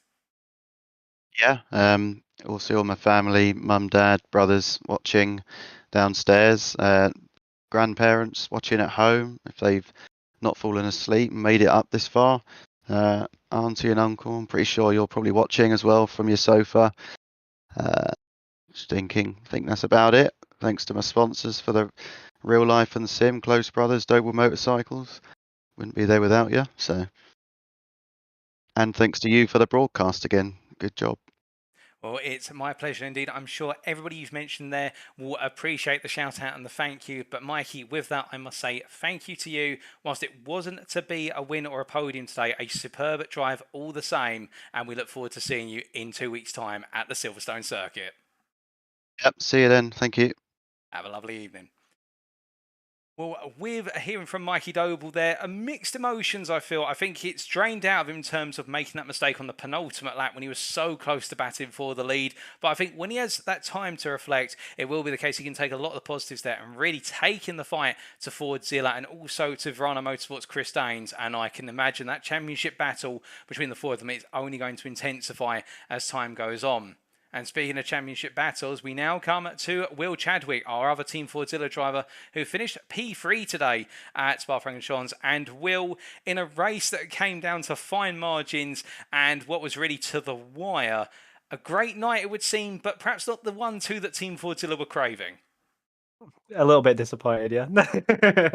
Yeah, a little bit disappointed, but it was a long race, and it was always going to come down due to the nature of the track being another kind of glorified oval in a sense, especially around like the first and last sector. It was always going to come down to the wire. Oh, indeed. And speaking about things coming down to the wire, qualifying seemed to be quite different. We heard earlier from your teammate Liam McNeilly about the usage of the tow between you two, and really yourself setting that pole lap by a great margin of 0.2 of a second in the end. And you set it quite early in the session as well. Did you think once you'd hit that time, you thought, you know what, job's done, now I'm going to help Liam to lock out that front row?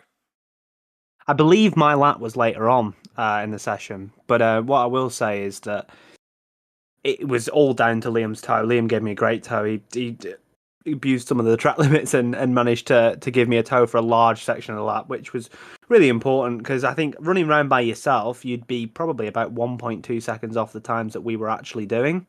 So I think that it was really important for us to work together as a team, like we always tend to do in these qualifying sessions. You know, there's never a big skill gap in Mazdas. You know, everyone's fairly on pace and they can really get a lap together. So it's important that we nail that tow as a team and make sure that we've got the best chance possible of getting that 1-2 in qualifying, staying out of trouble for the race. Oh, indeed. And thank you for that correction. And I've just had it whispered in my ear. Yes, you did indeed set your lap later in the session compared to most. It was a brilliant pole lap. But coming then on to the race itself, we saw this back and forth transition, not just between yourself and your teammate, but what was the top 12 for the lead for so long. And it was very nip and tuck. And I asked Liam earlier about the push that you both made when the pit stop window for the first stint came up. But I have to ask you, in that sequence, it always seemed as though the two of you wanted to be nose to tail together. And whenever you were separated by a driver, you very quickly found a way to link back up. Was that always the intention? We run as a pair until we battle at the end? Well, running as a pair, I think we identified pretty early on that bump drafting was faster than switching back and forth. So it was very important for us to just work to our strengths and just push with each other to go through as quickly as possible. You talk about the turning point. I think it was just before the first stop. So early in the race, we'd identified that we'd need around about 49 litres if we'd gone flat out from the start. You know, give or take a little bit, you'll save, you know, here in the cars jostling, but it wouldn't be that much because it's only about a 1.6 litre lap. So we had to save rather large amount of fuel in the beginning so that we could, once after the stops, we could push pretty quick, pretty flat out. So we could try and break away, get a gap, you know, etc. like that. So after we'd saved, we dropped to the back of the train, just focused on saving, clutching in, saving loads of fuel, about 0.2 of a litre a lap, which is quite a lot when you're only using 1.6 litres. We got the fuel down, so we'd only need one stop because it's a huge pit lane. You don't really want to pit at any point in time.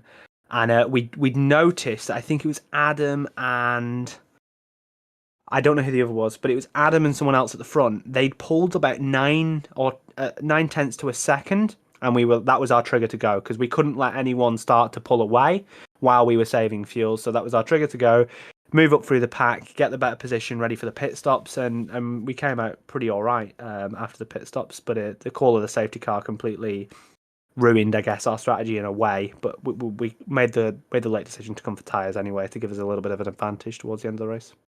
Oh, indeed. And coming on to that second pit stop where you took on the fresh tyres, we've heard conflicting accounts with regards to, we heard from your teammate McNeilly earlier about the fresh tyres giving the edge. We heard from Doble that the fresh tyres gave some degree of an edge. I have to ask, did the fresh tyres also give you a degree of security with the car? Because we saw, particularly in the final 20 minutes, a lot of drivers losing it, particularly coming out of the bus stop chicane, and Mikey Doble perhaps being the biggest example of it, but also on the lap, a number of drivers almost drifting their way off the circuit. I mean, there were a couple of drivers who literally spent spent the best part of the run from Pouhon down to what would be Blanchimont, putting at least one wheel off circuit and perhaps into the gravel. I think the Mazda in general is quite a drifty car. It's actually not too slow when you're kind of starting to slide it a little bit, maybe a 5 or 10 degree slide.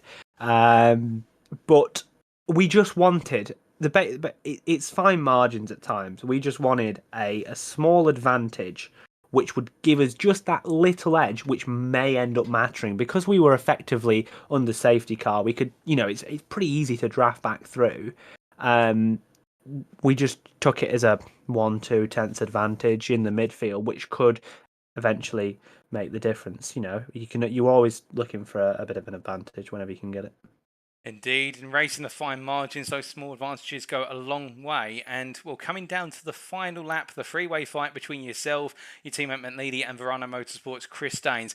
Just take us through that from your perspective, because it seems as though once McNeilly had got ahead, he wasn't going to let it go, and you had to spend just as much time making sure Daines didn't get P2 off of you as you did battling with your teammate. But in the end, Daines found the way in the final couple of corners. I was going into that lap thinking, yes, I'm in the perfect position, braking for the bus stop, held position in second. And that's exactly where you want to be. You want to be second, really. Second, maybe third, going on to the last lap, because there's such a long run that you get down, up, Eau Rouge, Radion, and into the bit at the bottom. I don't know the name of it. But I was in the perfect position. Mikey spun it round, unfortunately, and that just ruined me, really, in that sense. So Liam got through. I knew I'd have a chance later on in the lap, but he actually used the last section of the lap just to back it up a little bit, because Chris wasn't on me. It was maybe 3-4 tenths, which would have potentially made it a little bit easier for me to make a move on Liam. I just thought, just gonna go and send it on the brakes. Thought I was fine. Didn't end up being fine. Lost the position to Chris, but that's how it goes. Gap opens up to about, I think, around 20 points in the championship now, something like that. But we're going to have to put some work in for the final bit of the season to close that down to Liam. Well, that nicely brings us on to the second half of the season. Of course, a week's break, and then we kick off round number 6 at Silverstone. How are you feeling for the British circuit? It's going to be another oval, but it should be. It's a nice track to drive. There's plenty of runoff and stuff. We should get some good racing. There's some hard stopping zones, places where you can pass, be side by side very easily. So no fear about that. Really excited for the season to restart at Silverstone, and looking towards the rest of the season, really. Well, we look forward to seeing how you kick off the second half of your campaign in 2 weeks' time. But just before we let you go, Will, is there anybody you'd like to say thank you to or give a shout out to live on air? Team Fullzilla in general, Miguel, Jose, all the people that run behind the scenes. Liam, for always being a good teammate, apart from when he beats me. Just league organisers, yourself for commentating, Alex when he's around. Jamie, Lee, all them lot, and to everyone that comes regularly and competes and races cleanly. Oh, I'm sure everyone there will appreciate that. I do indeed, and I'm sure the admin team at NXTGEN do as well. But with that, Will, thank you for joining us in the interview room. Congratulations on your third place finish today, and we look forward to seeing you out on circuit in 2 weeks' time. No worries. Thank you very much, Paul. No problem. Have a good one. Well, with that, and Will Chadwick's perspective on the race, that I think it's a case that whilst he's happy with Fordzilla's performances today, he wants to come back strong, and particularly towards the end, they're wanting to close the gap to his teammate McNeilly in the championship hunt for the Pro Drivers' Championship, and that, I think, there is that fire in his eyes right now, and he'll be thinking in the second half of the season, what do I need to do to make sure it's a Fordzilla 1-2, but he's at the tip of that 1-2 and not at the hilt of it. Well, we'll have to wait and see. But now we come to our final interviewee for tonight, and that is John Higgins Sr., going from our pros to our AMs. And as he comes into the interview room, John, a bit of a difficult night for yourself up and down the field over the course of the race at Spa, but some positives to take away, surely. It doesn't get off to the best start. You get taken out after corner 5, I think, and once you get going again, you're sort of 20 seconds behind, you're out the draft and you're struggling. But, I'm pretty new to this, and I was just chatting to the guys in the chat room. I've been really struggling with the braking side of things online. and I've learned more in the last 2 hours than I have in all the other stuff that we've done with the sprint racing and the stuff that I do away from next gen. So yeah, definite positive for sure. So. Indeed, well, that's brilliant to hear straight away. Although very unfortunate with regards to the contact on the opening lap. But talking about qualifying before the race, we saw you qualify what was in the end P16 overall in what was a good midfield lap in the AM class. Was it a lap that you were happy with, or do you feel there was a bit left out on the table?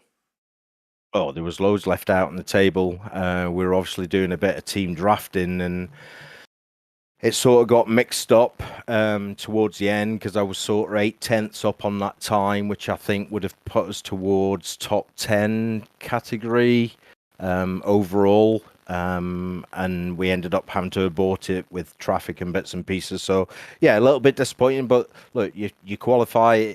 It's a 2-hour race. I wasn't really bothered where we qualified at all. It was trying to get going in the race, and yeah, it was a little bit disappointing. You know, I'll speak to Jamie afterwards and have a look at the replays. I'm not even sure who ended up tangling with me and taking me out. But listen, it's a bit of fun, you know, with everything else going on in the world and stuff. I'm not going to stress myself out too much about it. Understandably so, and of course that'll be looked at by the stewards with yourself. But looking again at more towards the wider implications of the race, so we saw that you spent a good amount of the race trying to catch up to the field. And in terms of how the strategy played out with the incident you had, did that change the way you looked at the race from a strategic perspective, or was it still stick to plan A?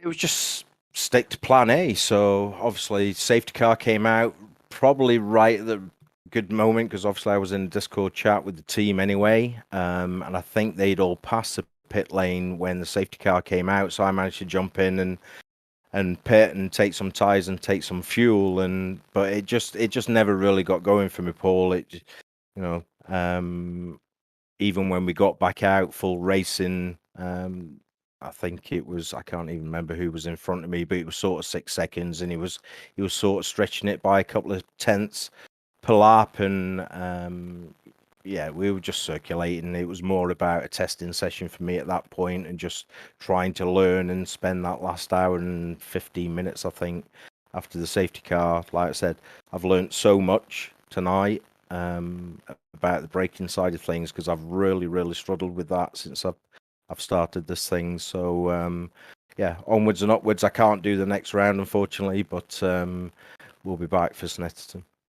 Well, speaking about coming back for Snetterton, of course, the circuit in Norwich in the United Kingdom. How are you feeling for the Snetterton 300 layout? We'll see what happens. We've not even really done any practice, so you know, it'd be nice to do the Silverstone thing because it's on the national track, and I think it'll be pretty close racing. Unfortunately, I've got Tick Stewart's funeral on that Monday, so I can't make it. So yeah, we'll do some practice between now and then on Snetterton and see what happens, and yeah, just keep trying to improve week on week. It's not easy, you know what I mean? There's some really quick guys out there, so we'll see what happens. Oh, indeed. And just on a side note, if I may, with regards to Tick Stewart, of course, last week we did hear from a couple of your colleagues within Team HSR how much he's meant to family and friends, and I believe he was a very dear friend of your own. Would you like to say any words with regards to Tick on live air? Yeah, it's just sorely missed. You know, I think through the racing, whether it's short ovals, you know, I first met Tick Stewart short oval racing back in 1988, and you know, sort of grew up with him. He then got into legend cars, which allowed me to get into legend cars. If it hadn't been for Tick Stewart, I don't think I'd have followed him into legend cars. But to see the tributes and to watch the BTCC and see the BTC team run the 69 through Steve Dudman's touring car team just shows what a massive impact and how well respected he was, and he's sorely missed. And thinking of Helen and the boys at this sad time, yeah, very sad. Oh, indeed. It's very sad. I must admit, having heard so much about Tick from members of the team last week, I did go away and do a little bit of reading myself, and someone who I think has meant, as you've described there, a lot to so many, and he will be sorely missed. But with that, what I must say is that thank you for joining us in the interview room tonight. And whilst we will miss you out of the circuit at Silverstone in 2 weeks' time, we completely understand your reasons, and we do hope that all goes well at Tick's funeral. And we look forward to having you back in 2 weeks' time at Snetterton, ready to go once again. Thanks, Paul. Do appreciate it. Also, thanks to Jamie for putting on a great series for us all to race in. Yeah, just thanks to you all. Well, it's our pleasure, John. But with that, not the greatest of days today result-wise, but plenty to learn on the breaks. And we look forward to seeing you in 3 weeks' time. Have a lovely evening. And you, buddy.